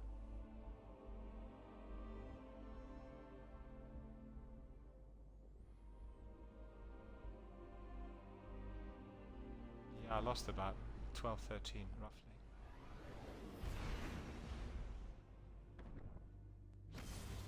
Quite like the ship. That was also an exotic Engren reward, I think. The ship I've got. I've not seen it with anyone else.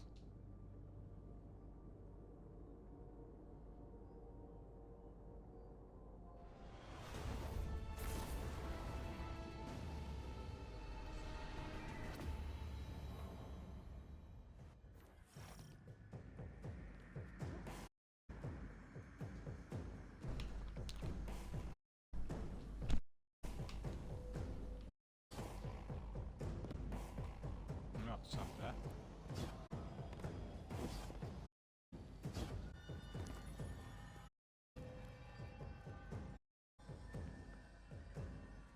Where are you? I can't see you. You're there. I don't see you. Oh, I see.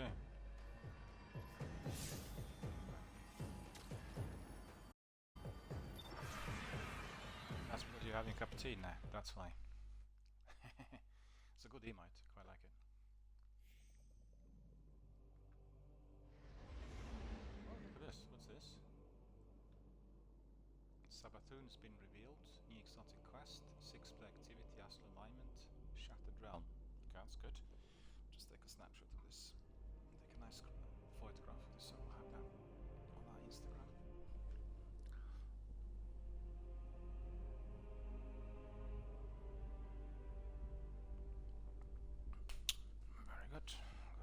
Noted.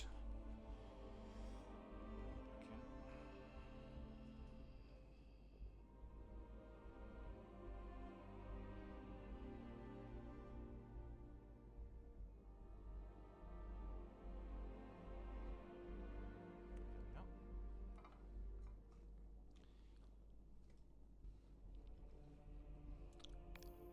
This all looking very pretty.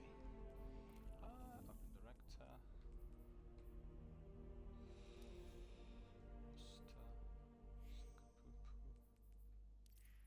Invite to fire team. There we are. Invite you to fire team. See whether you can join.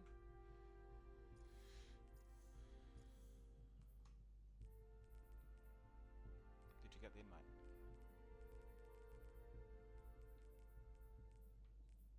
Okay, cool.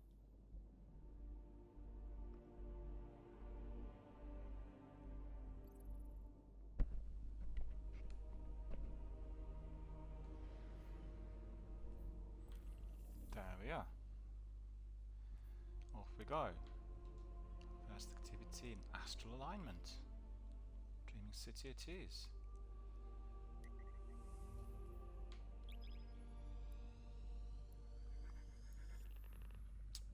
Your mod's on. Unstoppable and anti-barrier. You got these still, yeah? Because the mods need to be on. Otherwise. But I thought in Override and in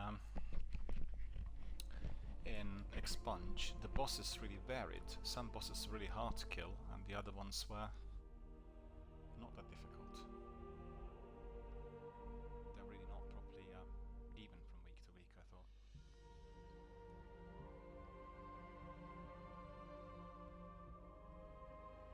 But the activity when you had to be, before breaking the boss's shield, getting the mods, if you're doing it alone, is like really difficult in Expunge. I was able to finish it, but it did take me a little while. Because the timing of the mod and the entry, you know, is just a few seconds that you need to be jumping from one place to another in order for that to register. Otherwise you're always late.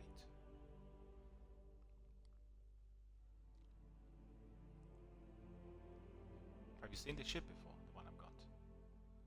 This was a reward that I picked up. That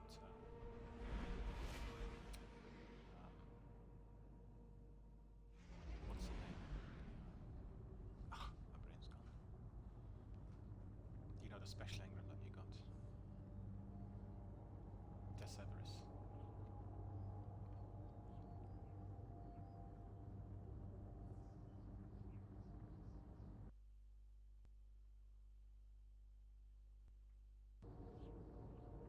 He added me as a friend on Xbox, on Steam, on a PC. He added me as a friend, right?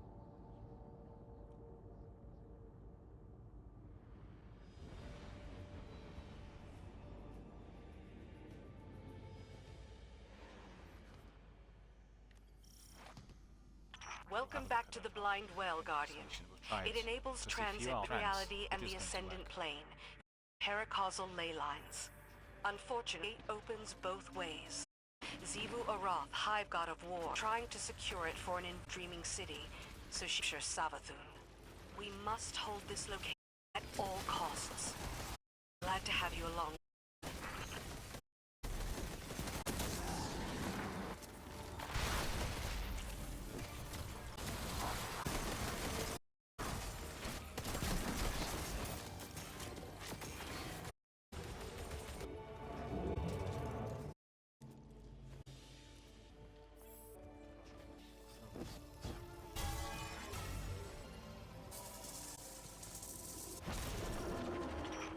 Arath's infested this area. They're taking stabilizing the ley line, making alignment in.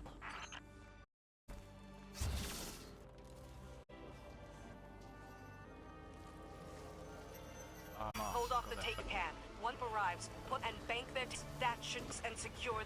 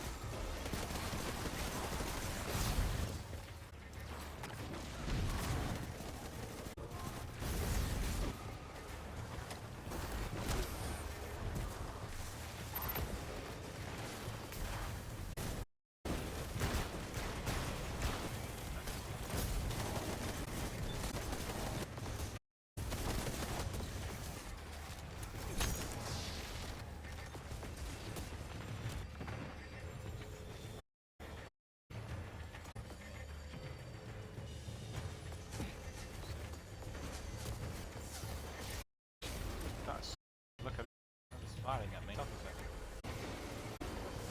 Very close.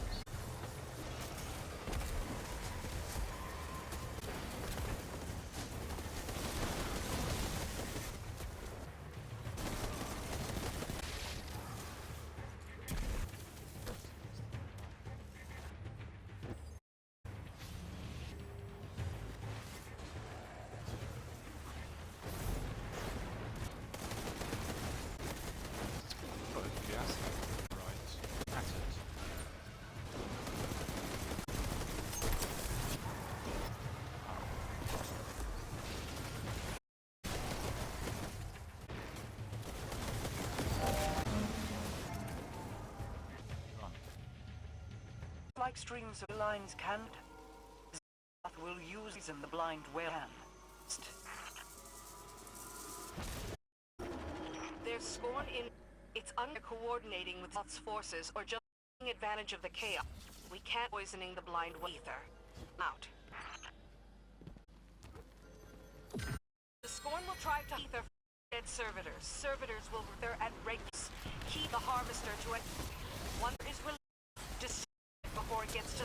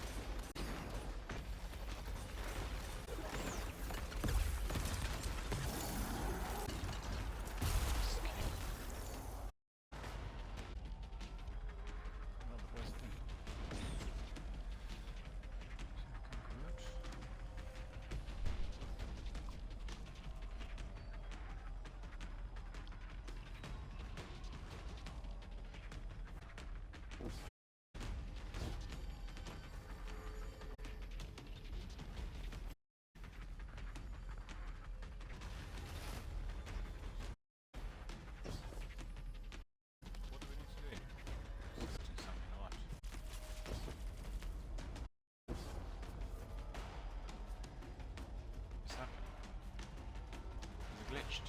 No enemies.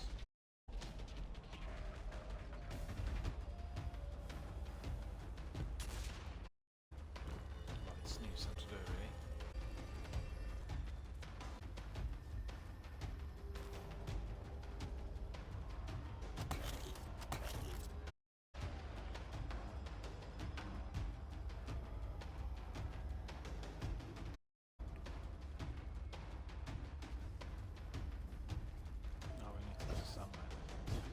Something right here.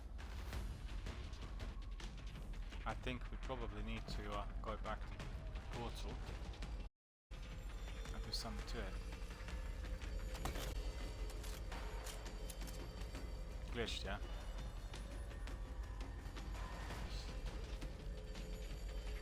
So we need to leave, basically. Otherwise we're going to be doing this till Christmas. Let's see again if there's anything else. Probably unlikely. Because it's not anything, is it?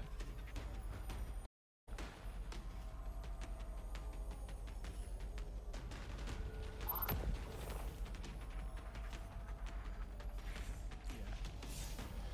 Well, I want to say to our viewers, if you are doing the astral alignment, just like in any other new activity in Destiny or any other brand new game, there are glitches. So do not spend all of your enemies until next you're doing something wrong, because you're wrong. Depends you're wrong, because because obviously we're not getting it, so that's the reason. And therefore, Sekapupu and me are no longer wasting time going back to orbit and we're replaying the whole thing. And indeed, if this...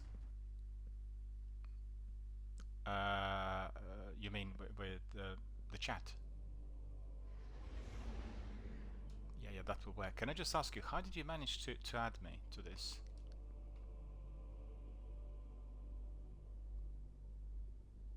Yeah, I need to know that.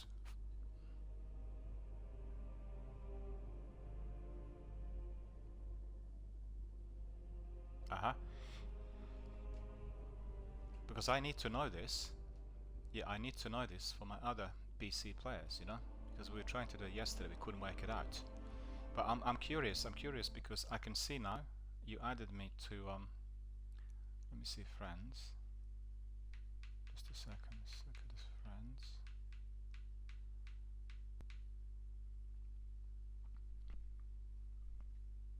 Oh, it's on that video. I'll have a look at that offline. Let me just see it, because I can see, I can see, just a second.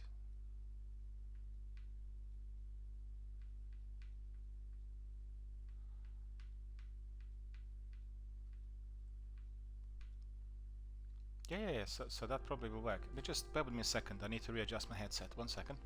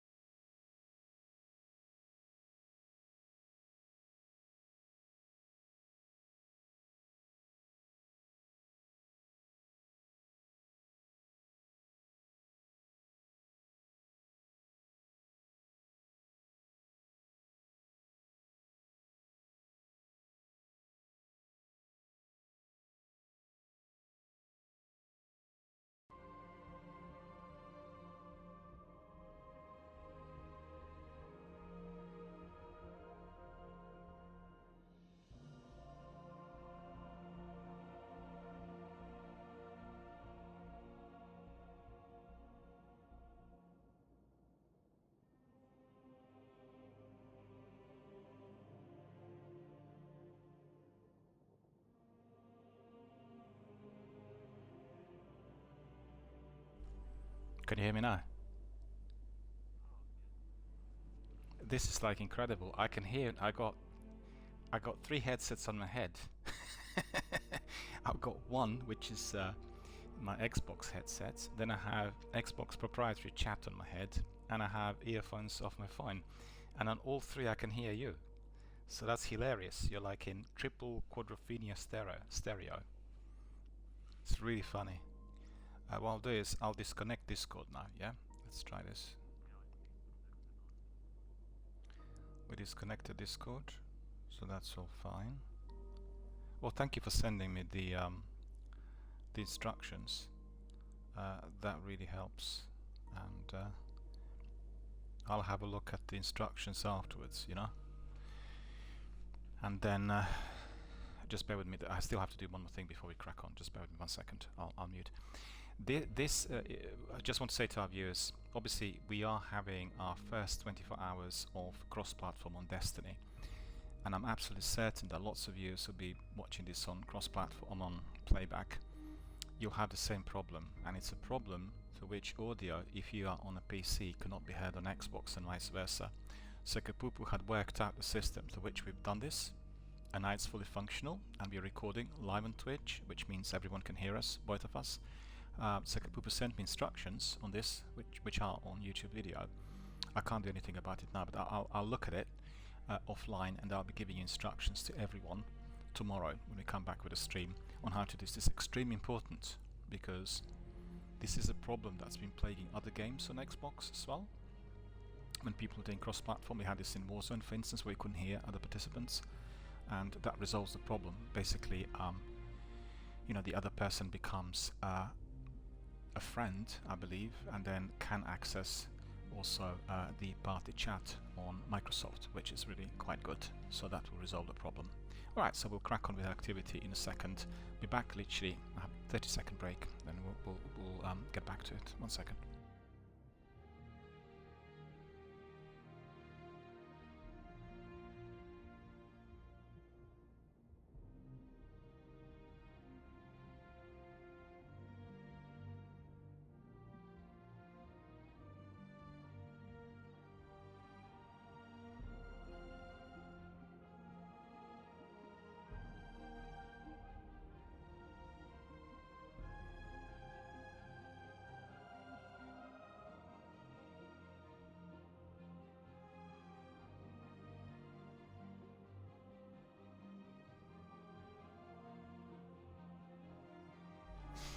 But I guess you can actually hear me quite well now, can you? It's loud enough.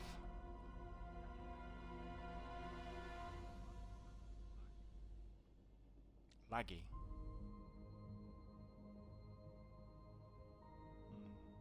That's probably to do with cross-platform, because it shouldn't be really on direct connection. I don't know what's causing it. You know, it's brand new, so basically the actual gameplay yesterday worked perfectly when we were testing it. We had lots of problems initially with actually bringing people in. It wouldn't really accept the friend invites, and they obviously resolved that overnight. But just want to say to everyone watching and is also playing Destiny, these are the problems that you get on any cross-platform game today. You have to allow the first few days for things like this to be sorted out. We faced a major glitch in that pinnacle activity, which is slightly disappointing, yet again expected. So it's the Dreaming City we need to go back to. We want to complete our first Astral Alignment offensive pinnacle weekly activity in Destiny 2. What happened was, we eliminated enemies in about 3 tiers, and then suddenly there were no enemies. So let's hope that doesn't happen again.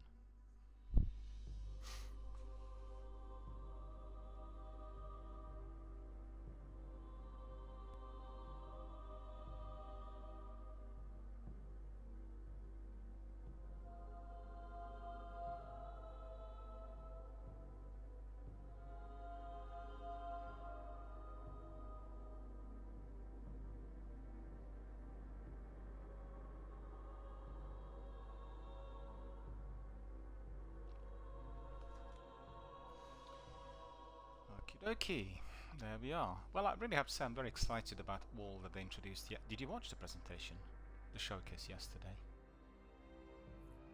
Oh, you didn't? You got to access the links I sent you on Discord. You can watch some playback. It's so good. They introduced everything that is to follow, really.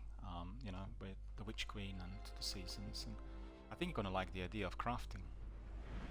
Similar to RPGs, where you pick up a weapon, you keep crafting different things.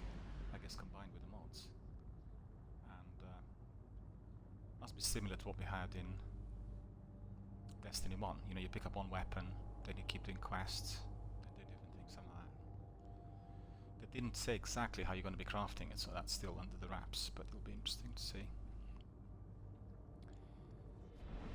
That's the biggest thing. You'll have 2 more chapters with Darkness and the Light. Then we'll begin. Looks like we are doing something else's game.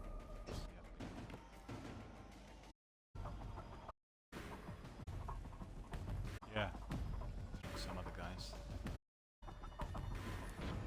Where are you actually?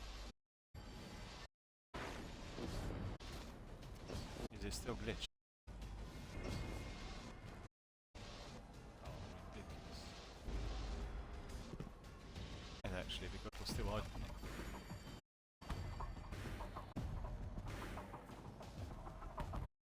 Check on Bungie, whether they're a major fault, which this should be.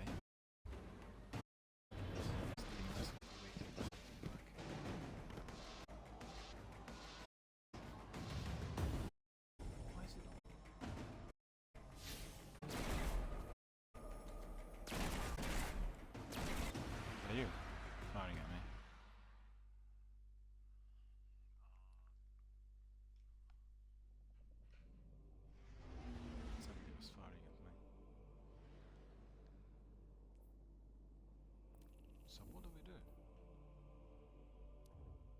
to the tower for a moment and then we go back in, it's possible that it's not allowing the reset if you're just staying in the orbit. Do you know what I mean?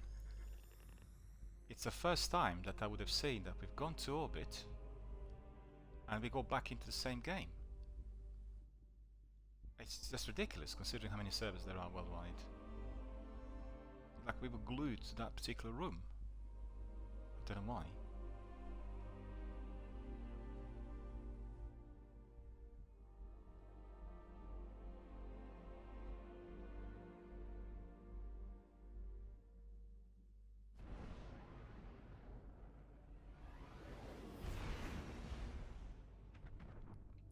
I've gone to the tower to get the reset between two different planets, and let's see whether that will work. Because you know we've gone back to orbit and then straight back in. We can try like 10 times. It's going to be the same problem happen. Did you check on?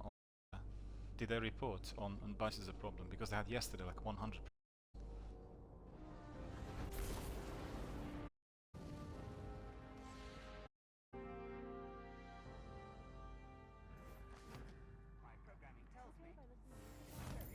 Do you need to do anything in here at all?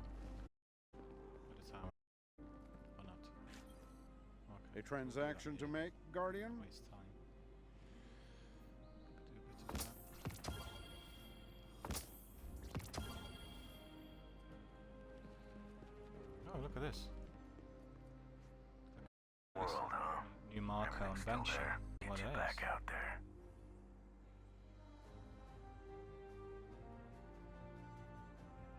Hear me out, Banshee says as he slams part of a jump ship drive and a datapad on the counter. The gun uses a Lorentz focuser to channel energized particles, so does this Echo class jump drive. Before we blow up unrelated, if we mod your gun with these drive components, we'll be able to give it a lot more. Banshee says before slamming his fist down on the counter, then he just stares vacantly for a moment and asks, "What are you doing here?" "Alright, hear me out," Banshee says. The gun uses a Lorentz focuser too. You take the jump drive parts and the datapad before Banshee goes through his plan all over again. You can pick that up, second. So this is a quest.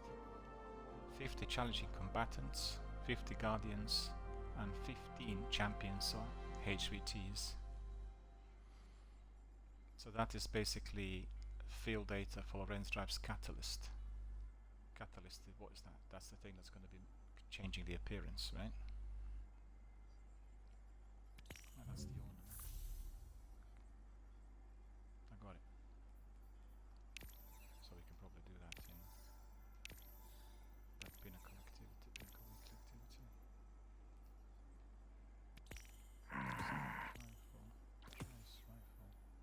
Trace rifles are quite good. Not bad. I have one exotic trace rifle, certainly quite Done and done.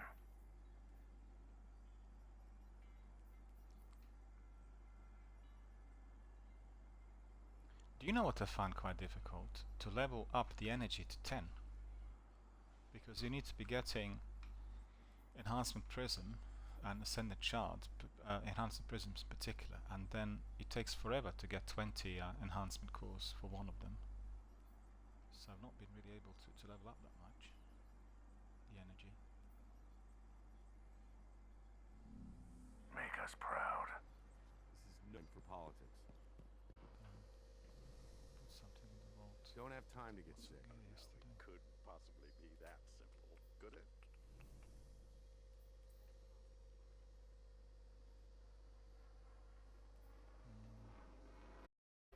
Farewell. Chrome also.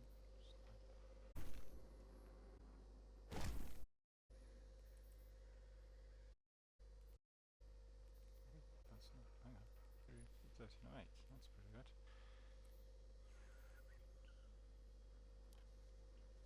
Ah, that's annoying. What am I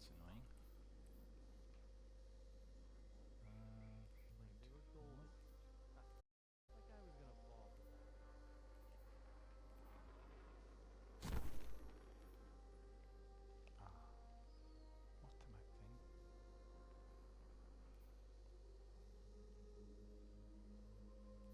How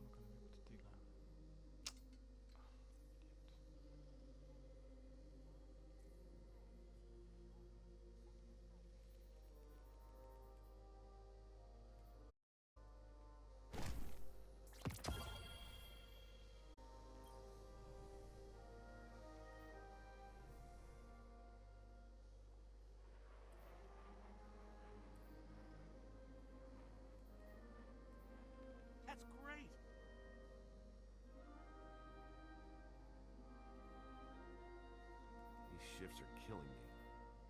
Where'd it go?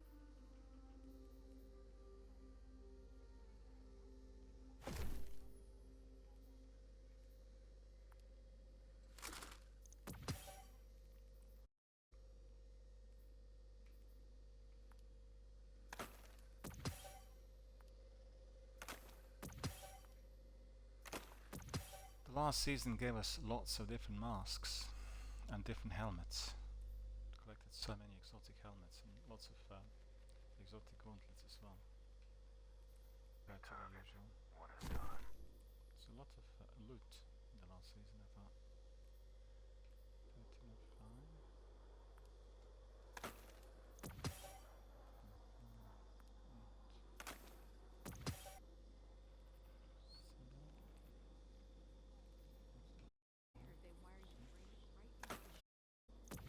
Right, I'm done with my admin, I think. Kin, What an interesting little you got stuff fun. to do today? Hardly ever. Up. You ready? Yeah? I think I Look at this. That's a really good emote. It's like a massive big throne. Okay, take a screenshot of this. I haven't got that many emotes. Alright, go hang on, don't go anywhere. That's looking really cool. Okay. Go back to destinations and go to Bremen City.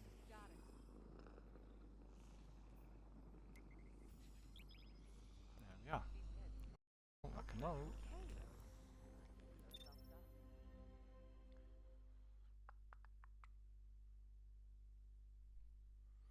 Oh, I just remembered something very important.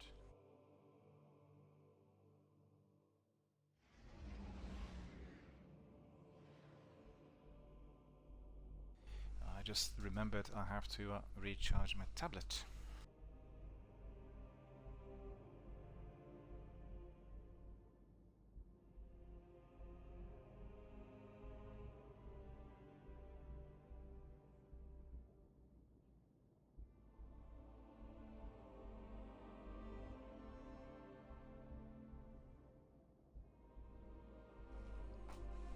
What's happened? Oh no, I thought you were kicked out for a moment, but you weren't kicked out, right?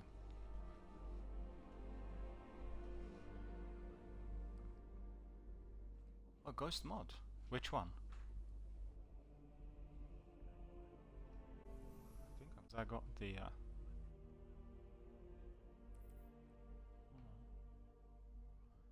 because I have Flickering Light, Treasure Hunter and Supercharged Glimmer Booster, so I'm never short of Glimmer.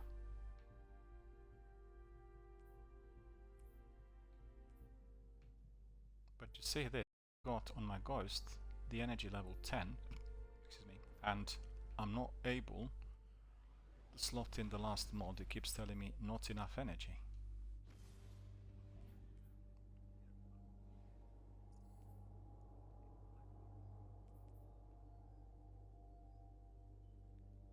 What did I use all?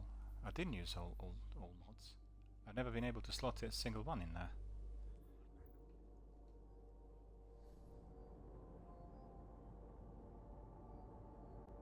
On the roster? Oh yeah. It's a cross-platform. I got probably 50-70 million people coming in every day. Really?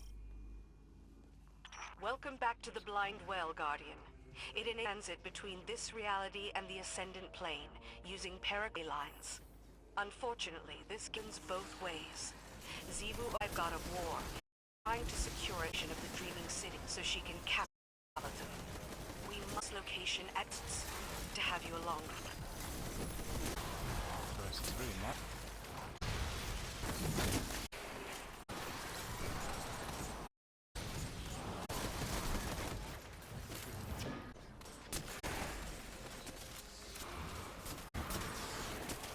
Alex trajectory of them. Bounties, did you completely forgot about the bounties now?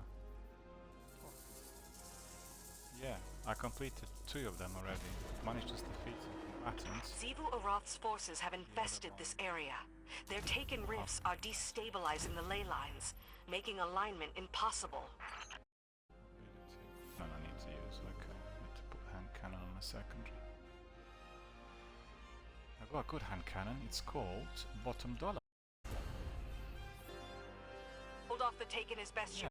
Once their leadership arrives Similar and bank to their the takens, that should close the rifts area.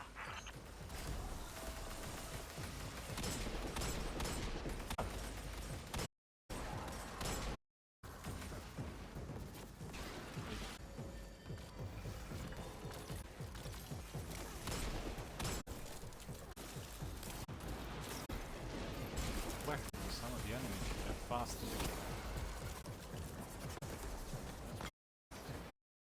Remember this thing wrong.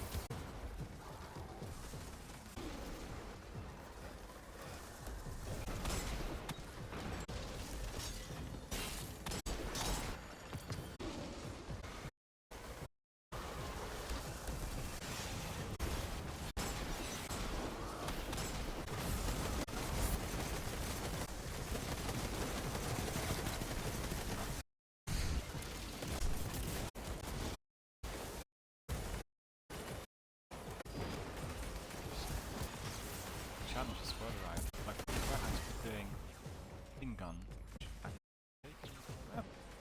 Lots of enemies around. Yeah.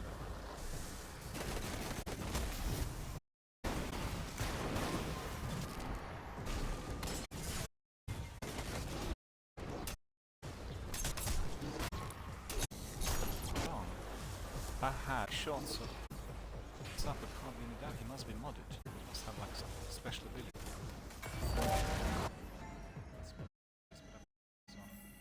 Sidearm. Streams of water can be polluted. She wants them to poison well if she can stay. We need to charge the blind regulators. First, we need to secure. The batteries are causal energy. Give you a useful against our enemy. It will take teamwork to get the good.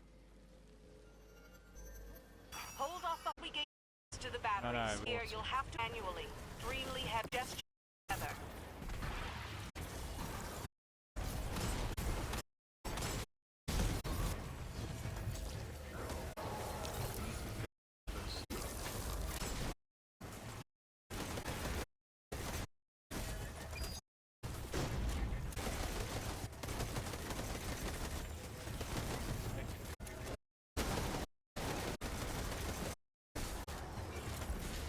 I need for him. Look. We need to kill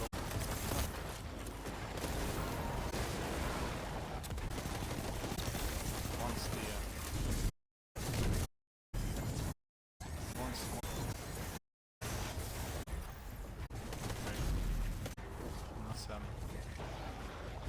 once this guy on barrier, break a shield.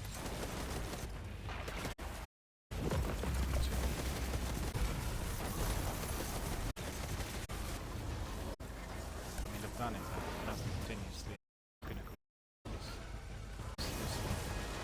Battery running with the battery. Can't be running with it.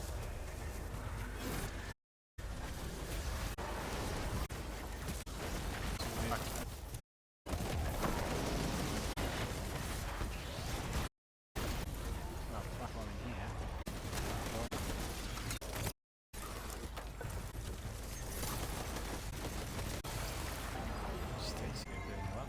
Stasis quite. Feels good to be back. I've been on the side too long. I saw. Did all the work. Well, I mean, this is quite different to Rally to the because he gets Sending her strongest to gone. secure the They're blind not there well. We can't allow them to establish the high. Great post.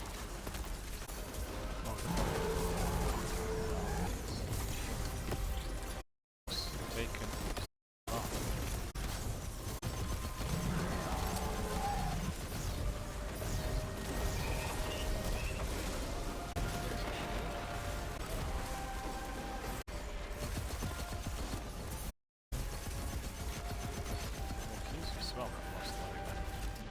My heavy was taking time, you know?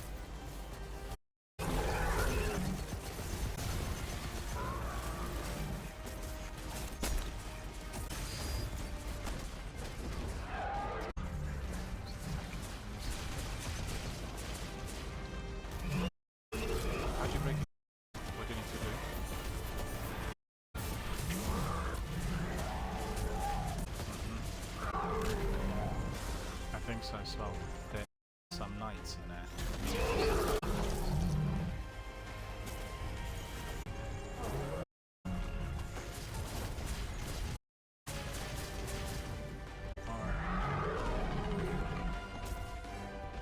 Likes me, man.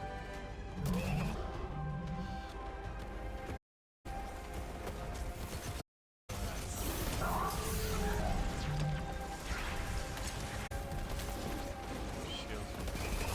Quick.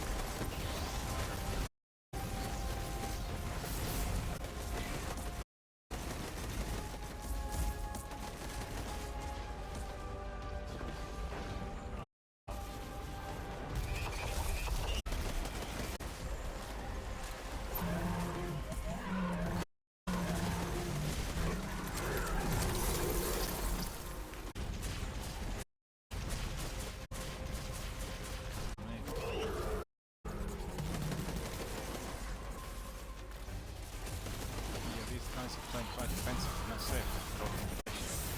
But they're not picking up the effort.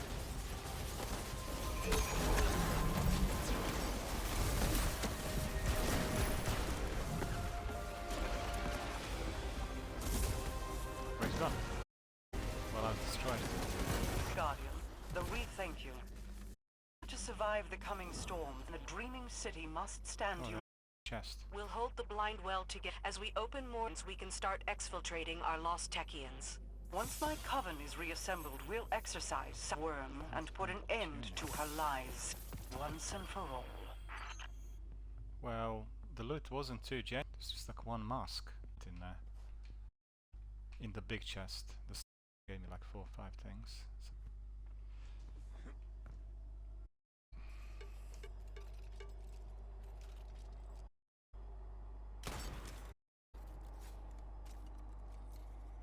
Somebody doesn't see by the looks of it.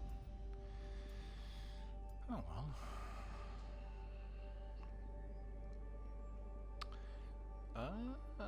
Back to orbit. So let's see, we probably need to go back to Queen Mara. Do you think? I think that's likely. My hand cannon didn't really do anything much. Soul abilities, okay.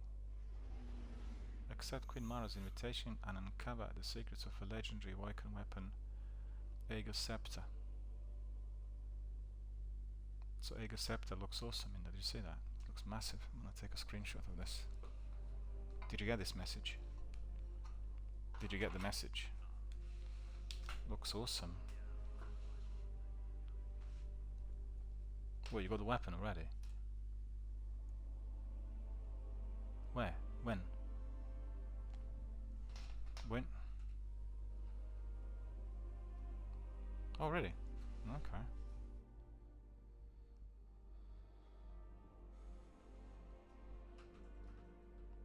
Well, that's the joys of our new seasons. Because the season kicked off quite late. Finish time yesterday, 10 o'clock or something, isn't it?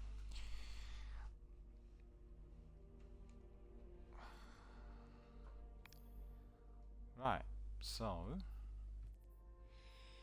the blind well is now aligned. Speak to Petra Venge. We need to go back to Petra. So she's in Helm, I believe. But you're naive. I mean, you're like a completionist, aren't you? You like really picking up all sorts of weapons and everything. How many have you picked up? How many have you picked up altogether when you look at the lifelong achievements in Destiny 2? How close are you to having, let's say, every exotic or legendary weapon that they have?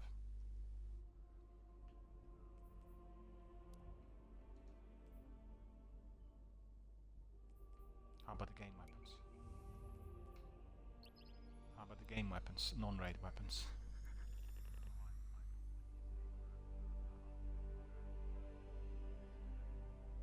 $170 altogether. I don't know. There are loads of weapons here in Destiny 2. I'm just wondering because I remember Captain Jack was telling me it was just like a never-ending job trying to get everything. That's probably new.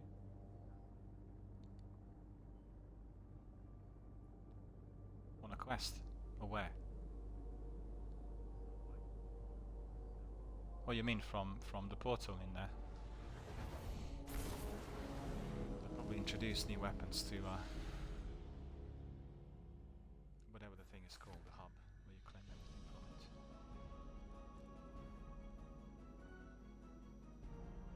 The House of Light. Fascinating. No, I'm really annoyed that I've not finished the thing with that splicer servitor. I had like two or three left. Everything else was done. You know the special abilities you get with a splicer servitor. Remind me to research governance custom. I want to know who's in charge of the civilians. Let's see what she has to say for herself. Let's go to her. She's that here.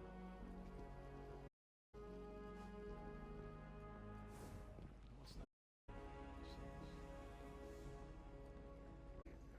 Oh, he's there still. He's still there. Oh, they're still there.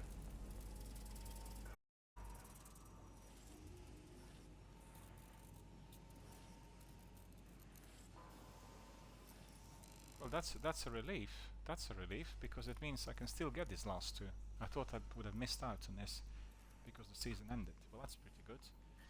I need to get vulnerability exploit 1 and 3 and memory expansion 3. That's all I need to get. Yeah, they've kept override as a regular activity, so they didn't really erase it. So that's why it's still there. Okay, that's good. I mean, try to think after about 20 seasons, you have so many different characters.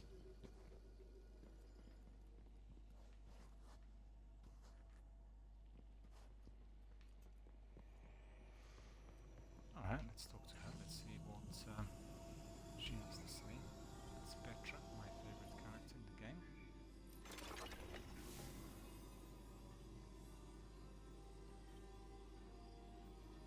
Each Sakine found, each clearing of the ley lines bring Maraso's plan closer to fruition. Continue collecting parallax trajectory, conducting astral alignments and charting the ley lines of the Shattered Realm. Eventually, Sabatun's web will be exercised and the real size will be returned. Where is he going to come from, Cyrus?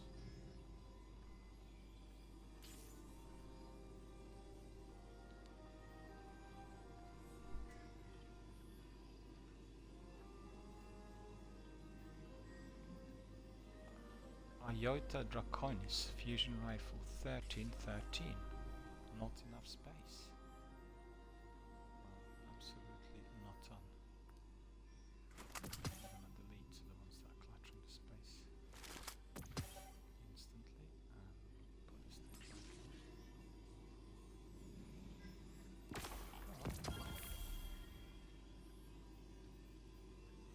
Quests. Queen Marasov summons you. Travel to the helm to speak with her. Do you want to do this quest? Tracing the stars? Do you fancy doing this? Or do you want to do something else? Because there's this quest called Tracing the Stars. You pick it up from... You do, yeah? Okay, we'll do that then. I'll pick this up. That's good. And then... Wayfinder's Campus. What do we need to get? How many parallax trajectories have you picked up so far? Do you know? How many parallax trajectories have you got? Because I have 15. I need 150. So hardly anything. You know what parallax trajectory is? It's a material that you need to pick up in order to get to the special abilities. Wayfinding, envisioning and harmony. Barrier breach. So I need to get more. Right, so you know what? I want to see what mods we have in there. Have you claimed any mods so far?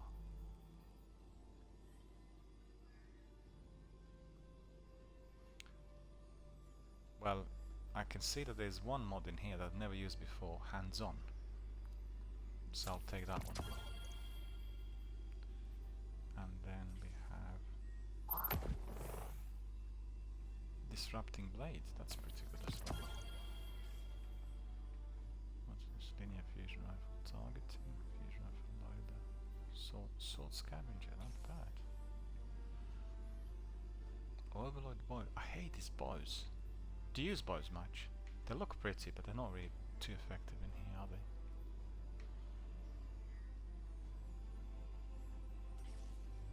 You know, when you reset artifact, do you always get the different mods when you reset it? Or there's some of these are repeating themselves. Because I've seen sometimes that there's a repeat certain mods and then you get the new ones in the slot.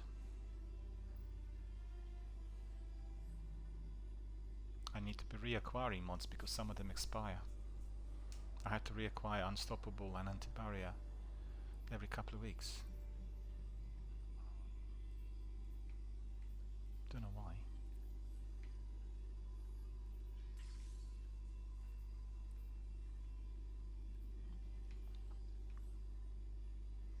Pathfinder's Tunic.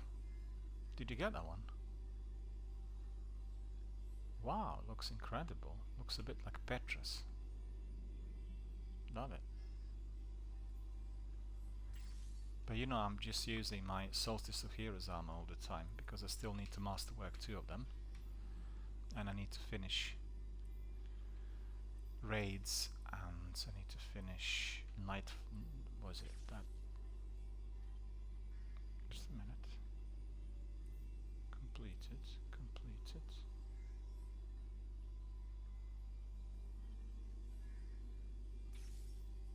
Why is that?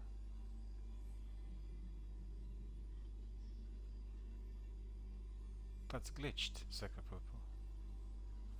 My chest armor should say that I still need to do Grandmaster Nightfall, and that's gone. Oh no, that's wrong actually. The Grandmaster Nightfall is on the helmet. So still got to do 2 of these, yeah. The rest I've done. Alright. Okay. I'm sorted. What do we do then? We go back to Helm. And we'll talk to the Queen.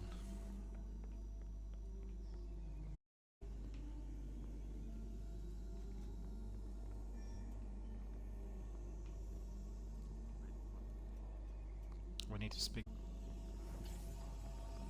There she is.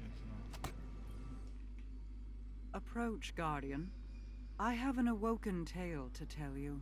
One my brother recited to our people's children quite often. Long ago, great kestrels roamed the sky. They built ornate nests in the heavens like conquerors. But in their arrogance, they ignored whispers of storms on the wind. Until one day, one such storm swept over them. It collapsed the heavens, drowned their nests. So they fled, and the storm pursued them. Most died, but a fated few washed upon the shores of a great hollow oak. There, a mother kestrel guarded her clutch, 2 shells, bonded inseparably. A daughter, Riga, a son, Agar. Their hearts beat in unison. And they grew. Riga, intuitive and cunning. Agar, loyal but adventurous. Knowing they would one day wish to leave the hollow to face the storm, their mother plucked feathers from her plumage, and one from each child. For Riga she crafted a crown to keen her mind, centered by Agar's luminous feather. For Agar, she crafted a scepter, cored by his sister's obsidian feather to guide his spirit. There is truth in this tale. The scepter and crown, they are real. One I already have. The other, you will retrieve for me. When you return, I will tell you the rest.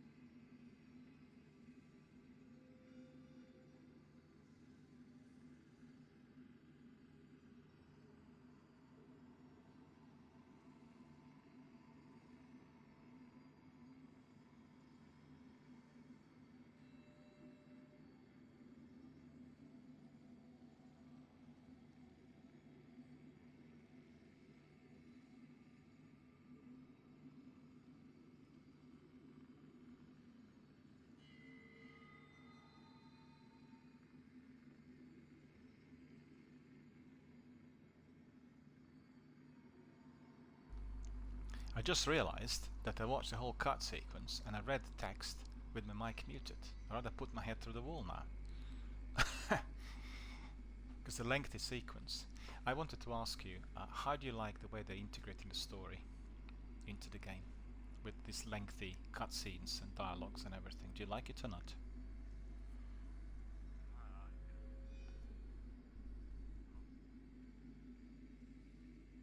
Sorry, did you say it was good or not? Yeah, basically at the moment, as they're still evolving, it's very similar to the games like Black Desert or Neverwinter Online or Elder Scrolls Online or Bless Unleashed. It doesn't feel fully jointed yet. You know, as she was telling us now about those two brothers and sisters and various things. It's a bit hard to place these characters within the universe. So it's more of an interactive type of activity, but still, you know, it will take them a while to get it into the campaign and everything else, but it's getting there.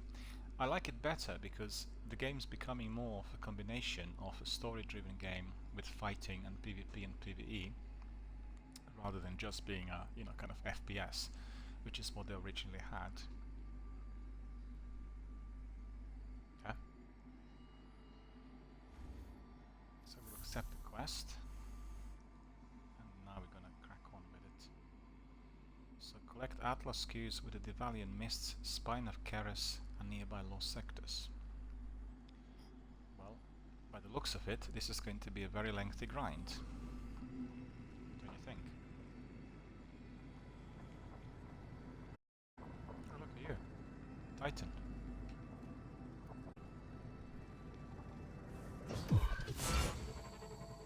Okay, do you want to do some ad? Do you want to jump back in?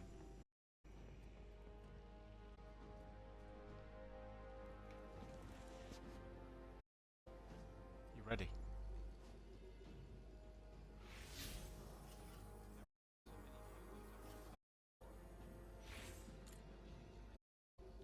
Where have you gone? Oh, you're doing your vault. Your vault's full now.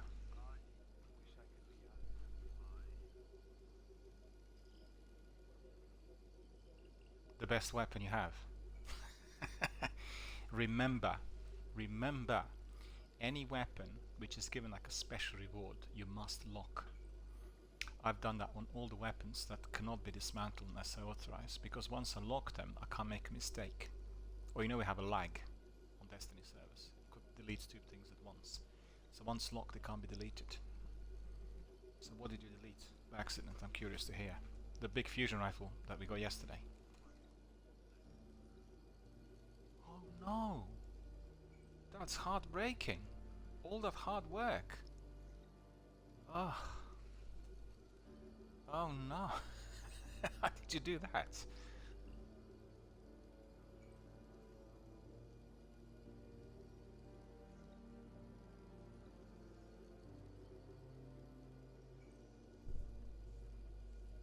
So you need to buy them. Can you buy them back? But you still need to then work all the way up. You just get them through Ava once a year. You can have some of those from your other seasons, you know. I've got from other seasons. I got my Solstice armor with. You found it? Because from the last year.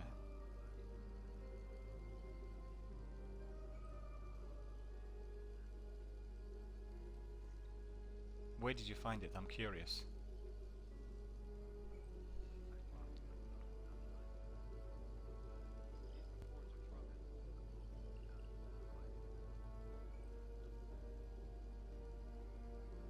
Yeah, but you got this glow on your chest piece.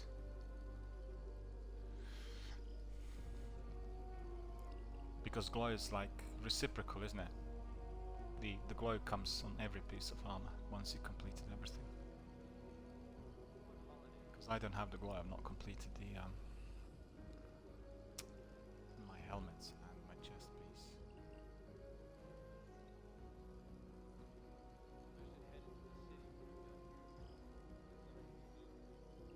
Yeah, helmet and chest piece with me is the same thing. Hang on a minute. So you now lost your boots, right? How are you gonna get them? No, but if you wanted to get your souls, can you not use the ones from last year?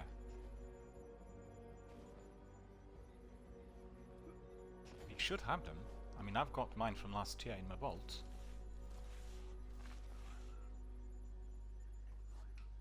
You should, unless you deleted them. Because you know, people delete them thinking, got new pair, don't need the old one. Because I kept them in reserve just in case.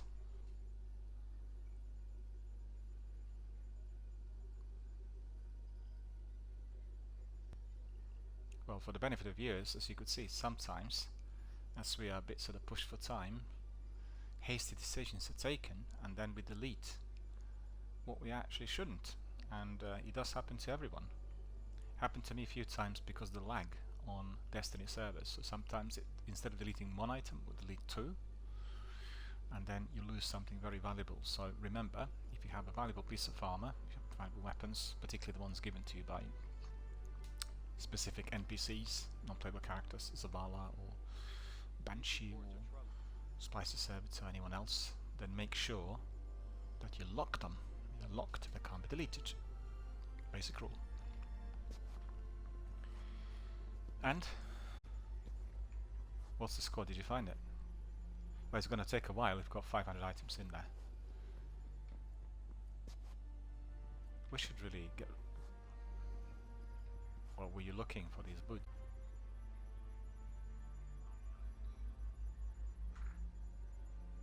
Or the ones from the previous year?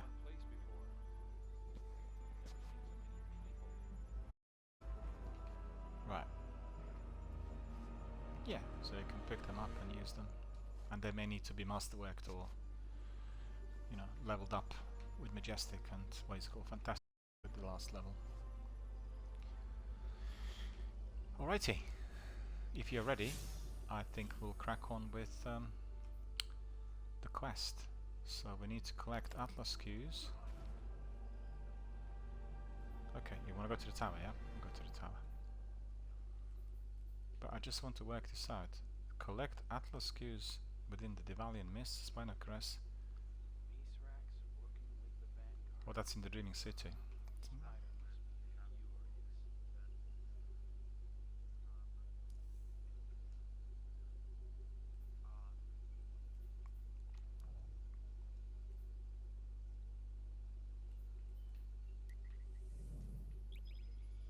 Tower it is. What's the emblem that you've got in there? The yellow one.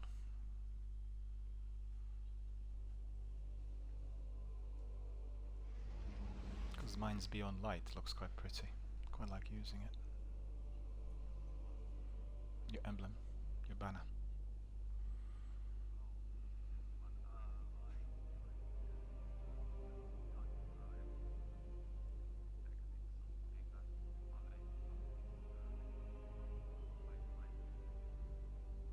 Oh yeah?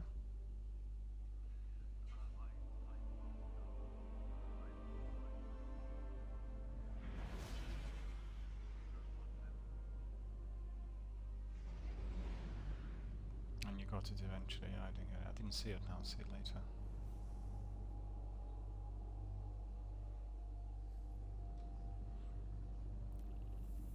Mind you, I can see it on your banner, can't I?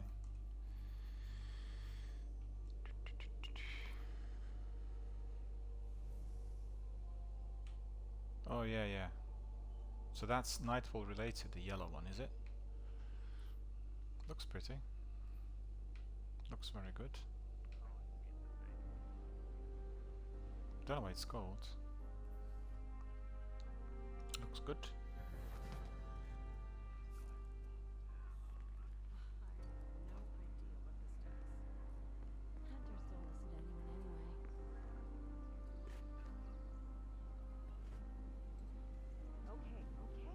I'm not sure who would have done this.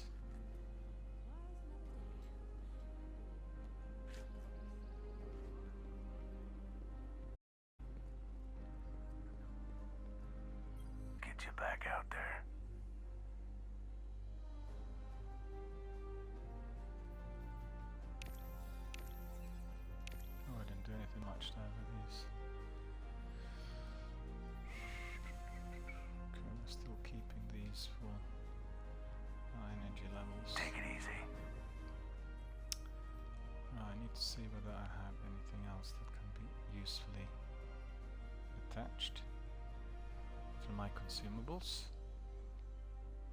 Stay here on Earth if you can. Less complicated. You want to listen to some music while we work? Parallax trajectory. Don't stop fighting. We all appreciate it.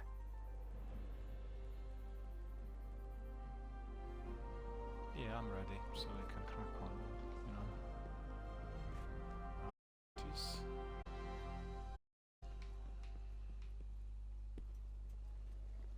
Hi. Checking. Tesco beef mince, I can't believe. Gambit. Check.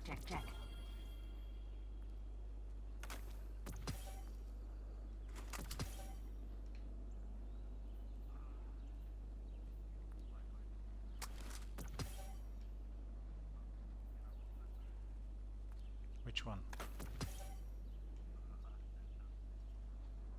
Oh. But Gambit's not too bad, really. I'm a bit there for my seasonal challenges and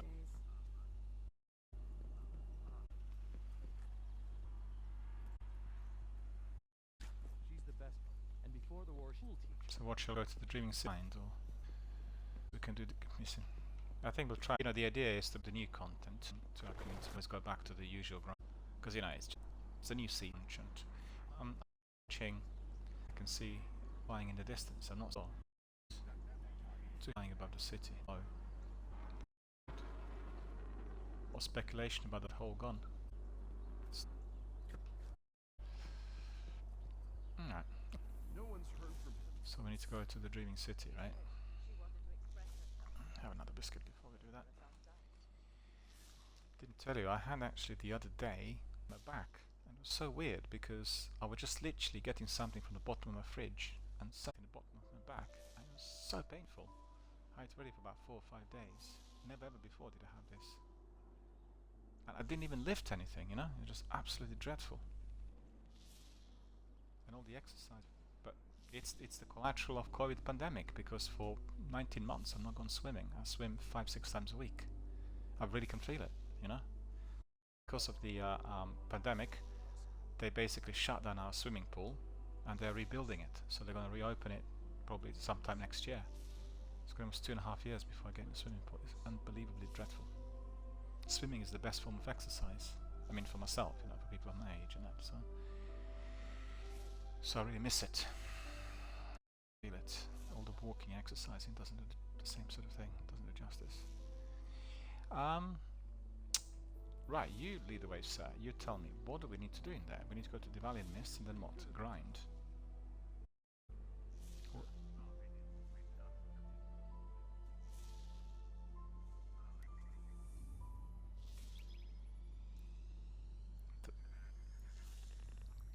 Yeah, I'm landing down there.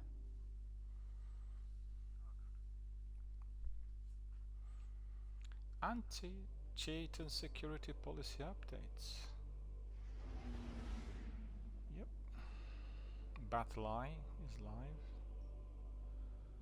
Well, let's see whether it works. Let's hope it does, because obviously you play the Crucible and you've come across people who are cheating, and this is the first step formally, legally, ever to be introducing anti-cheat software and program within the game and its update. So nobody can actually install the game on PC unless that anti-cheat software is fully installed. So that's great. I just would be worried if, for instance, the algorithm was detecting other things that people have on their PCs and then giving them lifelong bans for nothing, which sometimes can happen. What?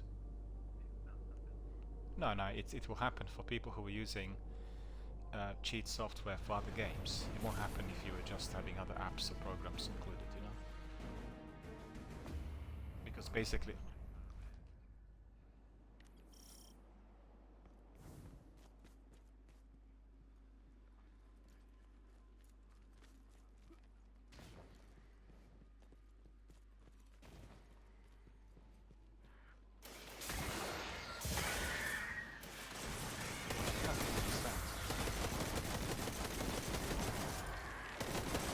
What is that you've got? Not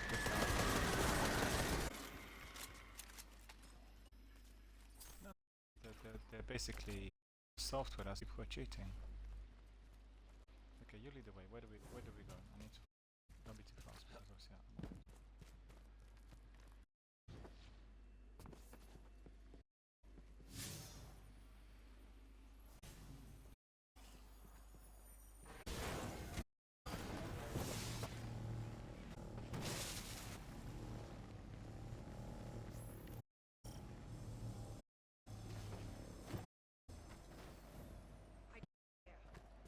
Don't race. I need to catch up to the lost sector.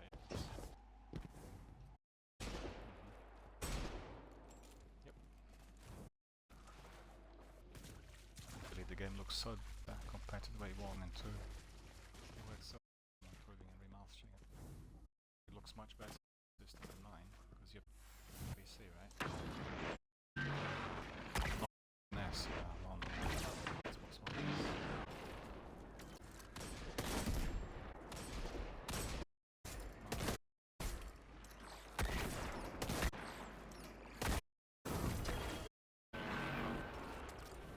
What's that? Just winning 9?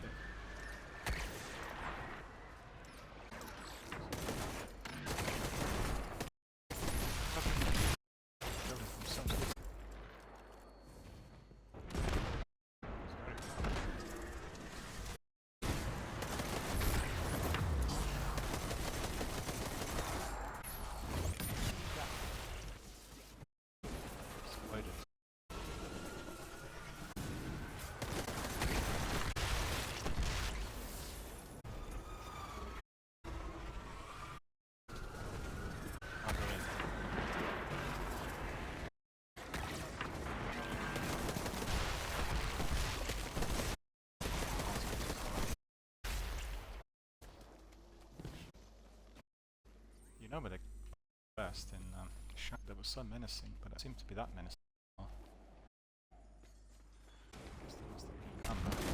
So many of them are difficult.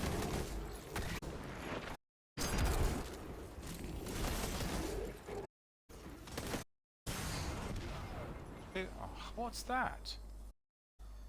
The part of that servitor was a bomb. Oh, boo.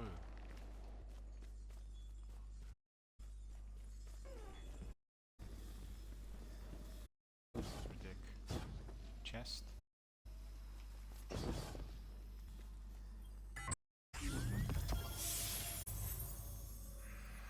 Right, so we've not completed anything else. What next?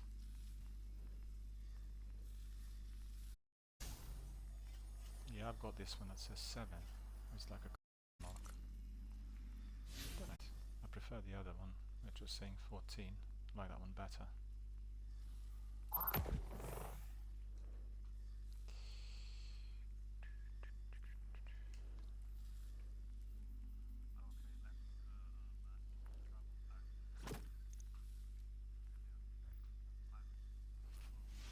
Fast travel. Fast travel, yeah. Okay. Is this like a legendary lost sector we just completed? I think it is. It's popping up as... Well, it popped up as blue. Purple. Maybe not, just mistaken.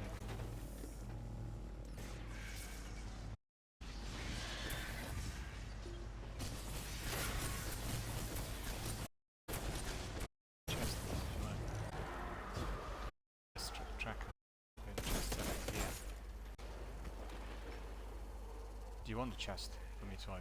You don't want it. No bother. When my have this mod, which is a treasure now, so I keep it everywhere. Useless. I love it. It's my mod. What? Look at this gold. Gonna be rich in a sec. No, but why is it you? That's what I'm saying. Let's give you all the chests. Doesn't matter where you are. And now I don't know where you are. Where have you gone? Yeah, but I need... And my viewers. I need to follow them, see where are you?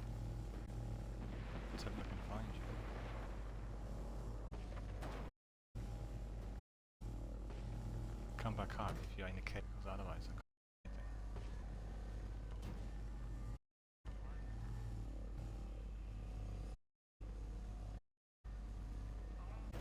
But I don't see anything. You need to come out and show me where it is. I'm watching, I don't know what is going on.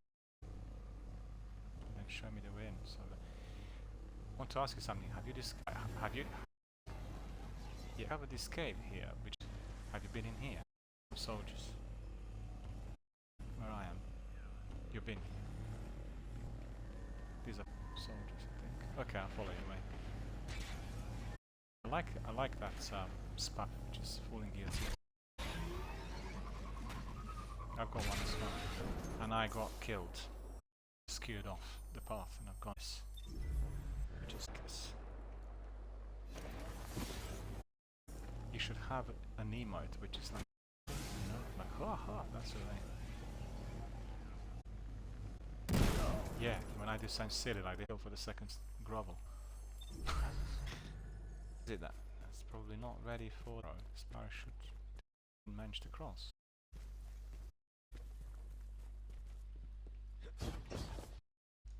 Right. Other sparrows, there it is. And I've got it this one for quite a while. This one. Do you see this one? A gift. It's quite pretty.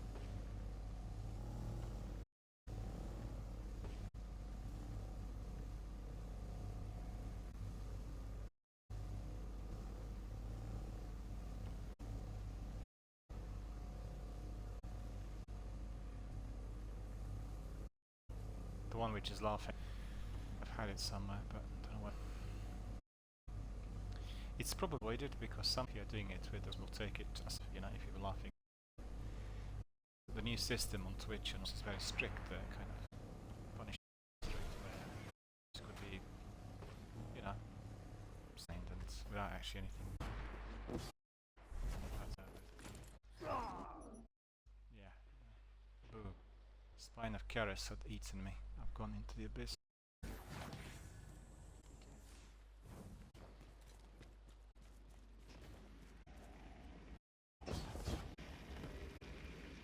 Okay, well, complete this activity will carry on tomorrow, so on another day that'll be done.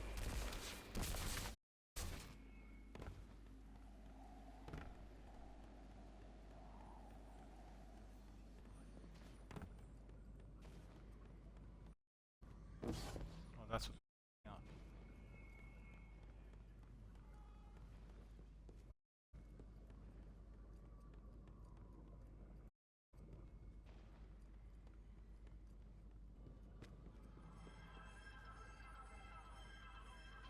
Collect Atlas Skew. You missed it. It's here. You collected it. Okay. So that's Atlas Skew. Okay. So what else do we need? Spine Oracle Orrery. So that's this thing that picked up. So what else?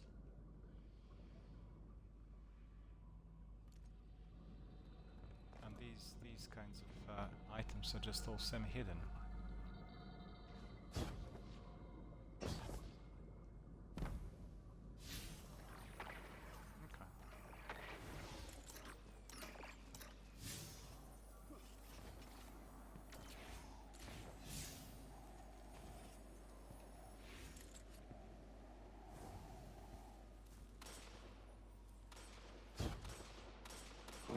Jump so far. There's no way I could jump this far. Oh yeah, you have that fast movement, that's correct, yeah. Go on in. Oh, straight away.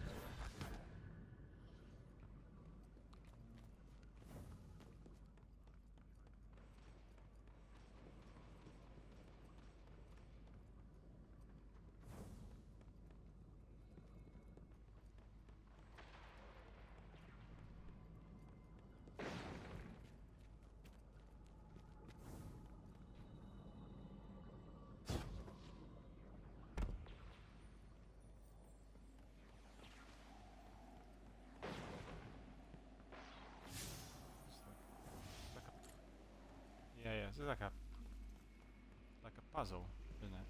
Just looking for these items.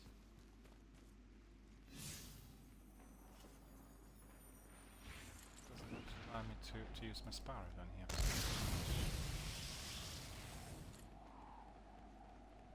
No, it's just like literally need to be walking.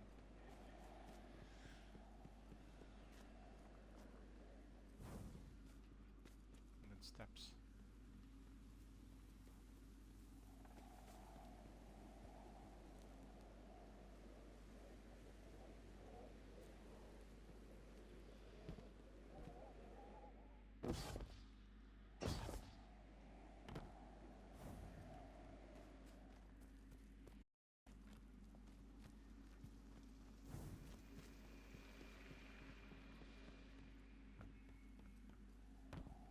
You did.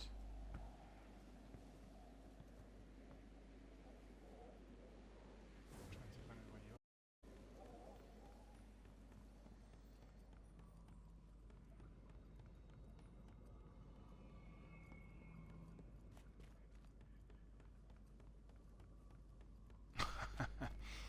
Well, I'm trying to find another exit because where I went, there was no way through.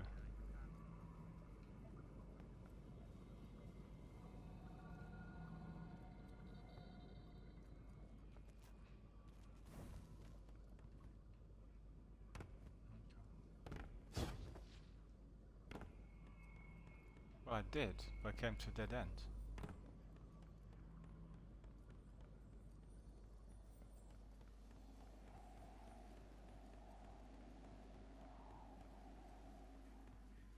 All the way up to the portal, and then from the portal, where do I go? Turn right, the first right.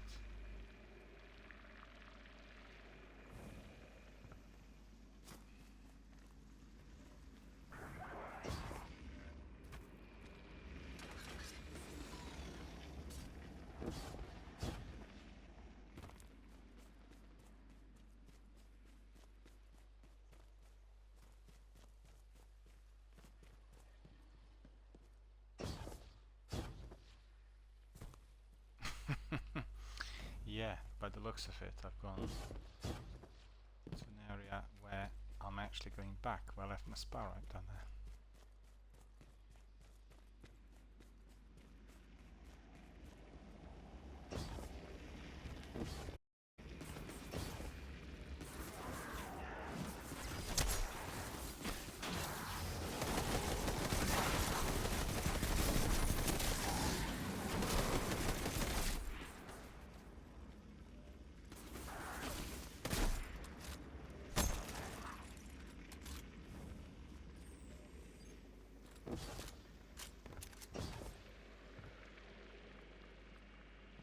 Yeah, but I can see your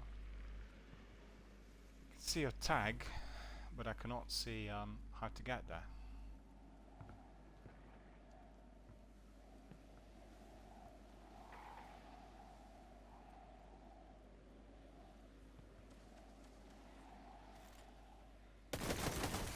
Yeah, right. Following the directions, ended up in cul-de-sac.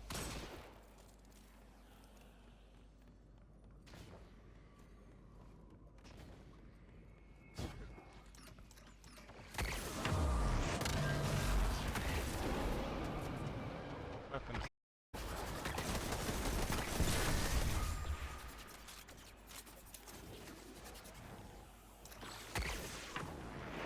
This is quite good, I thought. Yeah.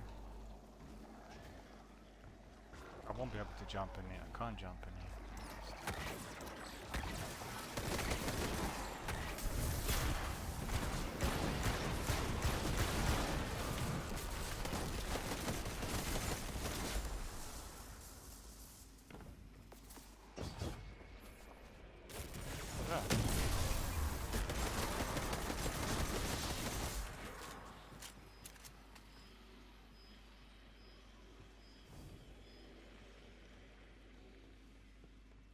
I think I did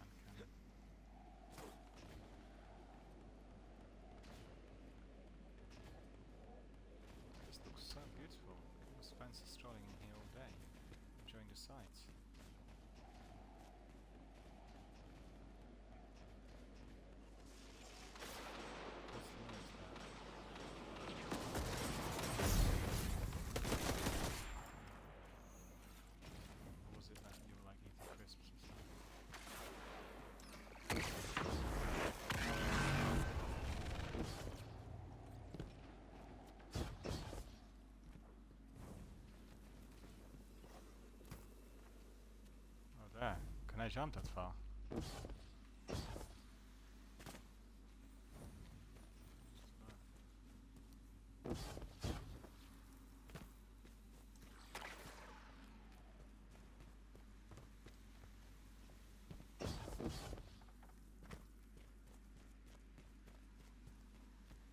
is massive. Oh, there.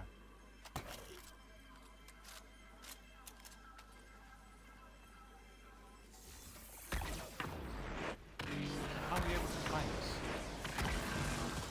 How are we able to find this?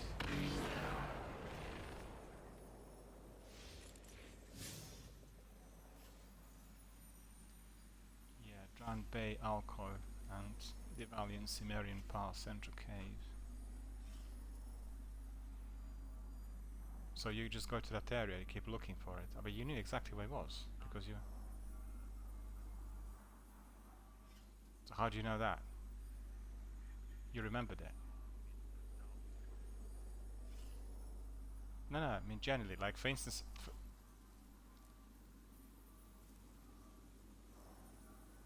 well, I mean if you're busy, then there's no point, we can do another day.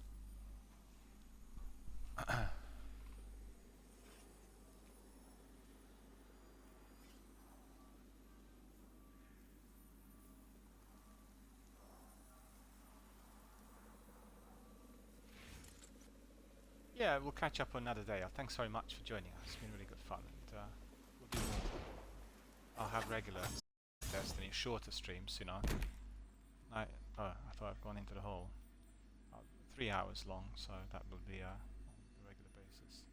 We can catch up. I'll ping you on Discord, and then we can obviously hook up if you're available or not. It's going to be usually the same sort of time, you know, 3 to 6 afternoon. Today, and thanks for joining us.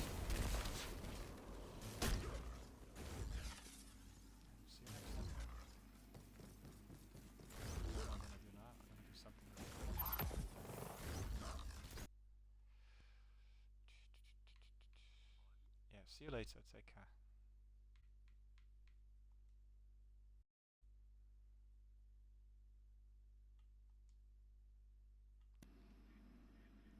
Alright, my friends, so here we are. We are indeed bringing this broadcast to a close. We were doing our first big quest of the season with Sekapupu, but we'll carry on tomorrow with the rest because obviously he knows exactly where these items are, and I know literally nothing, so it will take me a long while to get there. I'm trying to think what else we can do. Probably to spice it up, we have a leftover from yesterday, which is, let me see what it is. It is expunge, which was where? Was it on the moon? I think it was on the moon.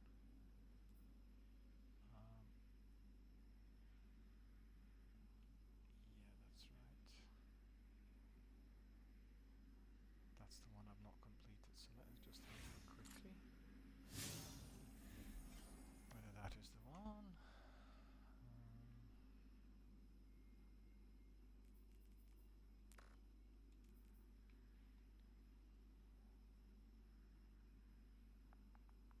No, that was on a Europa, so I'm actually quite wrong. Go to Europa. It is going to be to do the very end bit. If not, then we are definitely not doing it because it is very, very lengthy. We did manage to get to the very end. Spice this up a bit for the very end. That's Battleground, and this is Delphi. I'm curious to see whether it will work. I don't really need any more machine gun. I probably can use the best rocket launcher that I have. So I'm gonna put this on. So that will be my Core Duella. And these ones will do the job. We can also see whether any other bounties can engage. So that would be solar weapon, machine gun, trace rifle, use cartridge.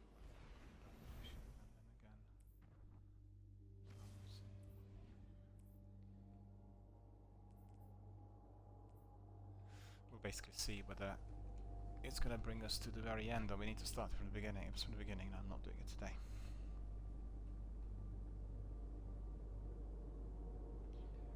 We'll just do some other activity that is equally entertaining.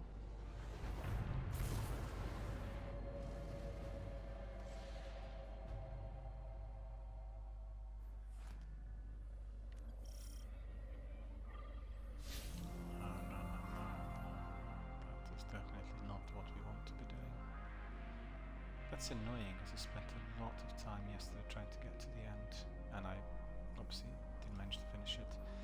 Let me see seasonal, what we need to do as part of the season. Tracing the stars.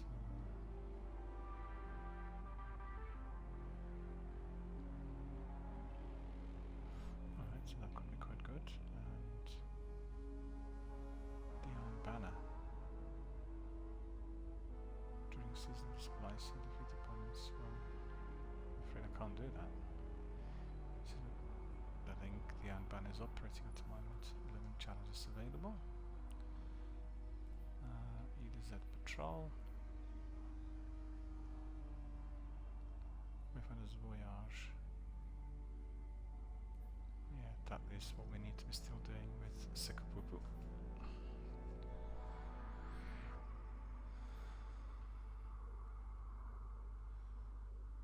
Trivial Mysteries, Beacons Aligned, Ascendant Ballast, Patrol Ascendant, Momentum Control, and Bonus Progress, Dredging Big Tree, Gambit Matches, and Bonus Progress for wins.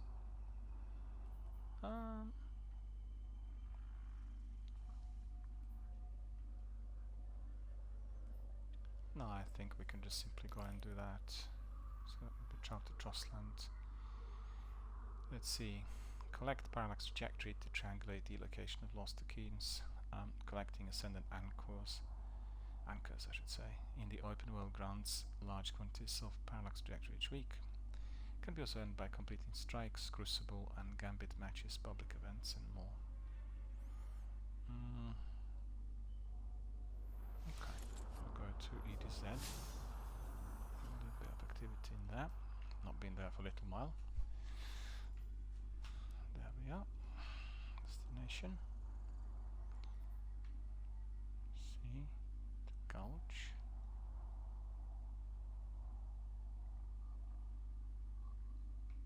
Mining Cone.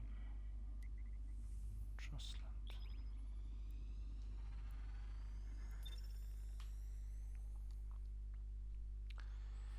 Alright, my friends, hope you're enjoying our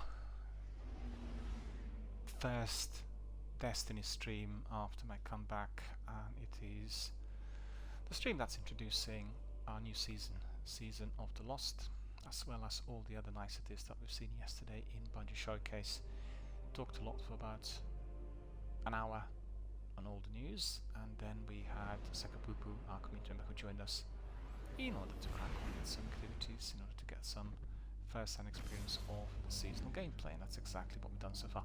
He had to leave, and therefore we are leaving that activity for him to come back in tomorrow. So we'll carry on with the task that we managed to get from the Queen Mara.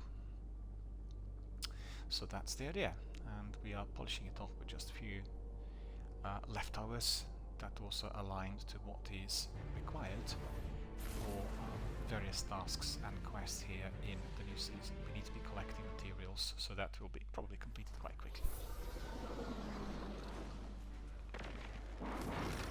Shattered Realm, Forest of Echoes.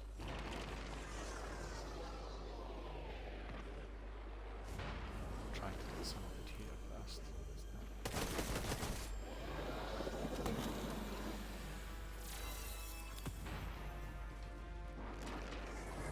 30.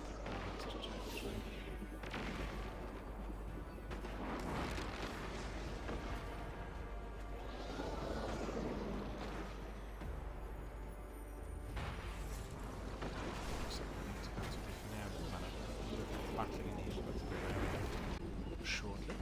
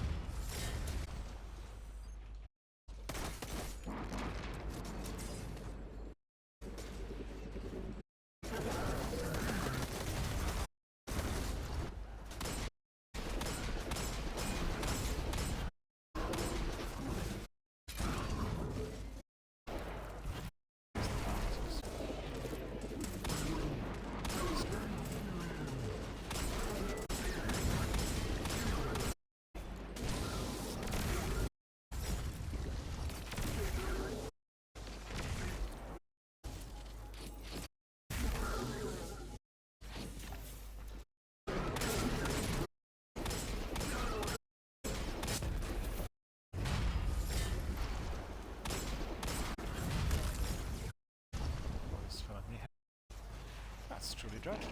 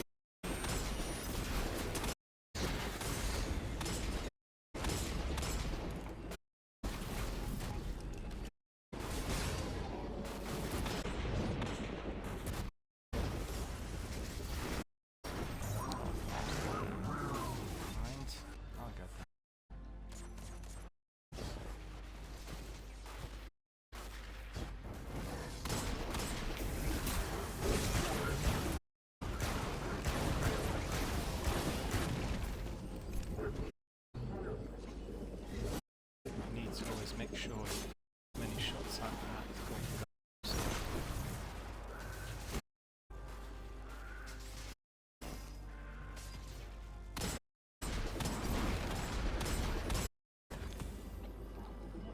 Oh, picked up some of these.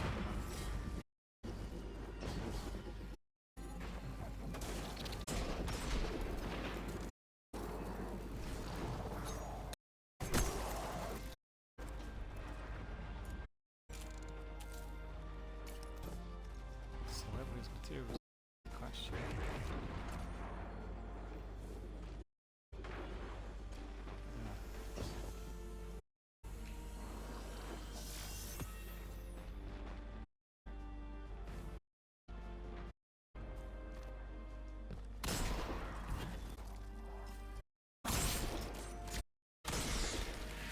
Let's keep it on purple.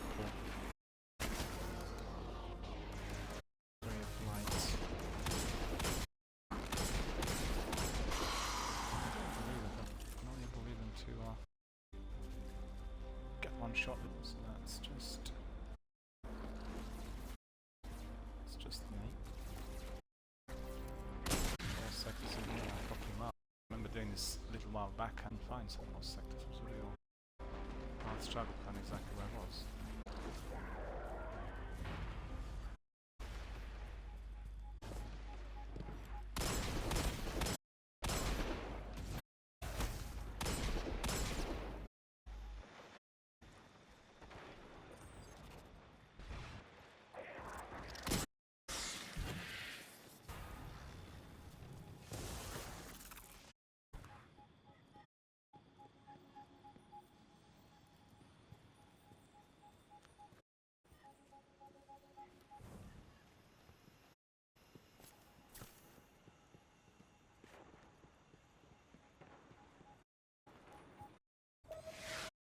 Shaking up the enemy will hope these days, and is in short supply for a long time. Scope out this location, and it'd be a big win for us.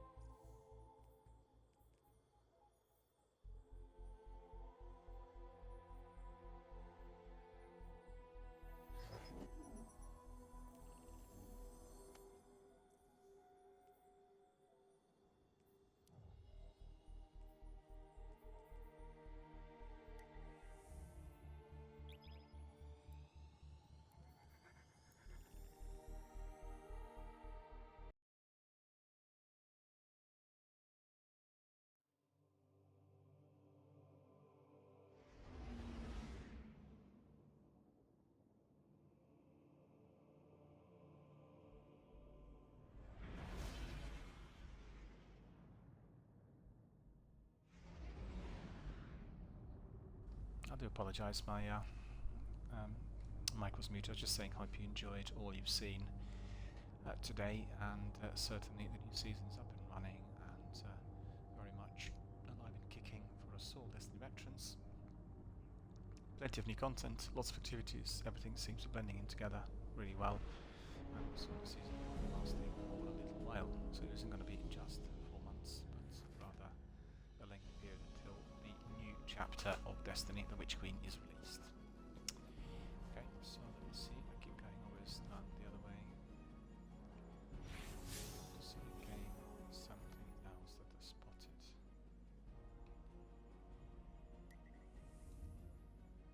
So that is Shattered around Forest of Echoes. So that's what we are going to be doing. Okay. What's this? Complete bounties. Okay.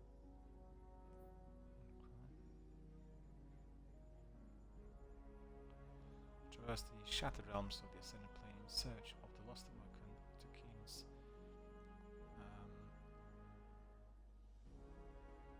Okay. So I need to adjust Unstoppable Champions. I think I have Unstoppable Sidearm, if I'm not mistaken. Let me have a look.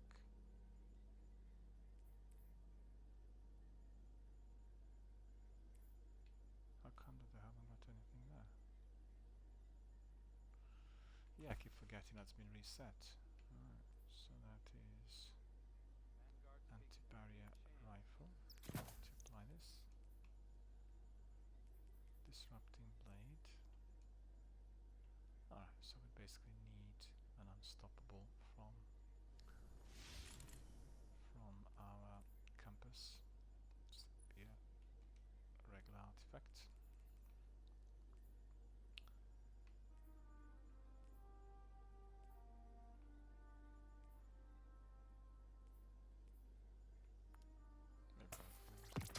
Sidearm, so it's quite good.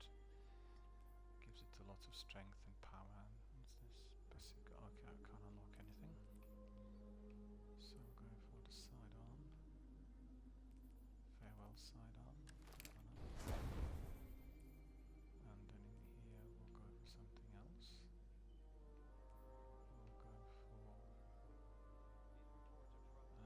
maybe scout rifle. And then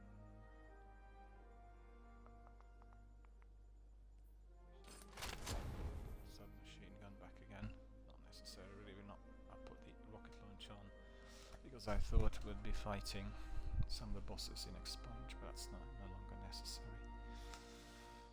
Okay, so that should be all in order. Back to the activity. There we are. Shattered Realm, Forest of Echoes, our new activity. So you could see we've got Champions Overload.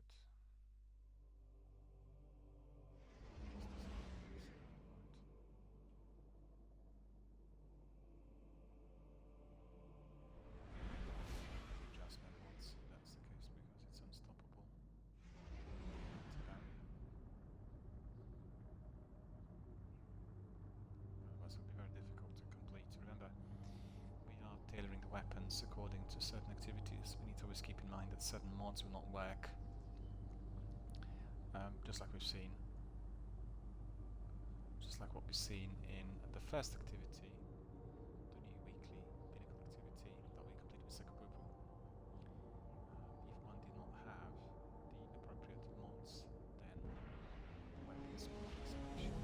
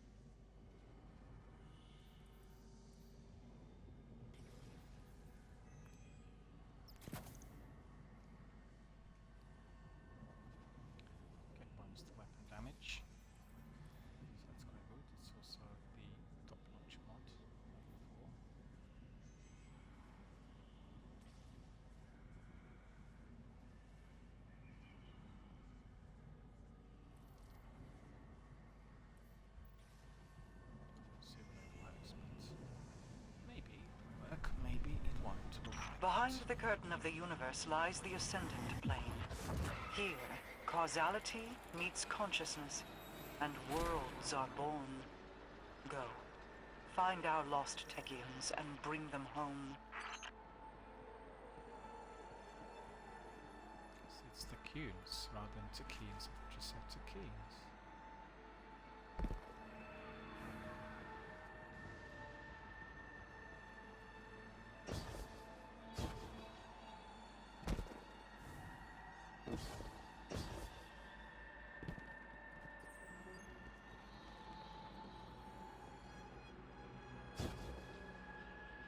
This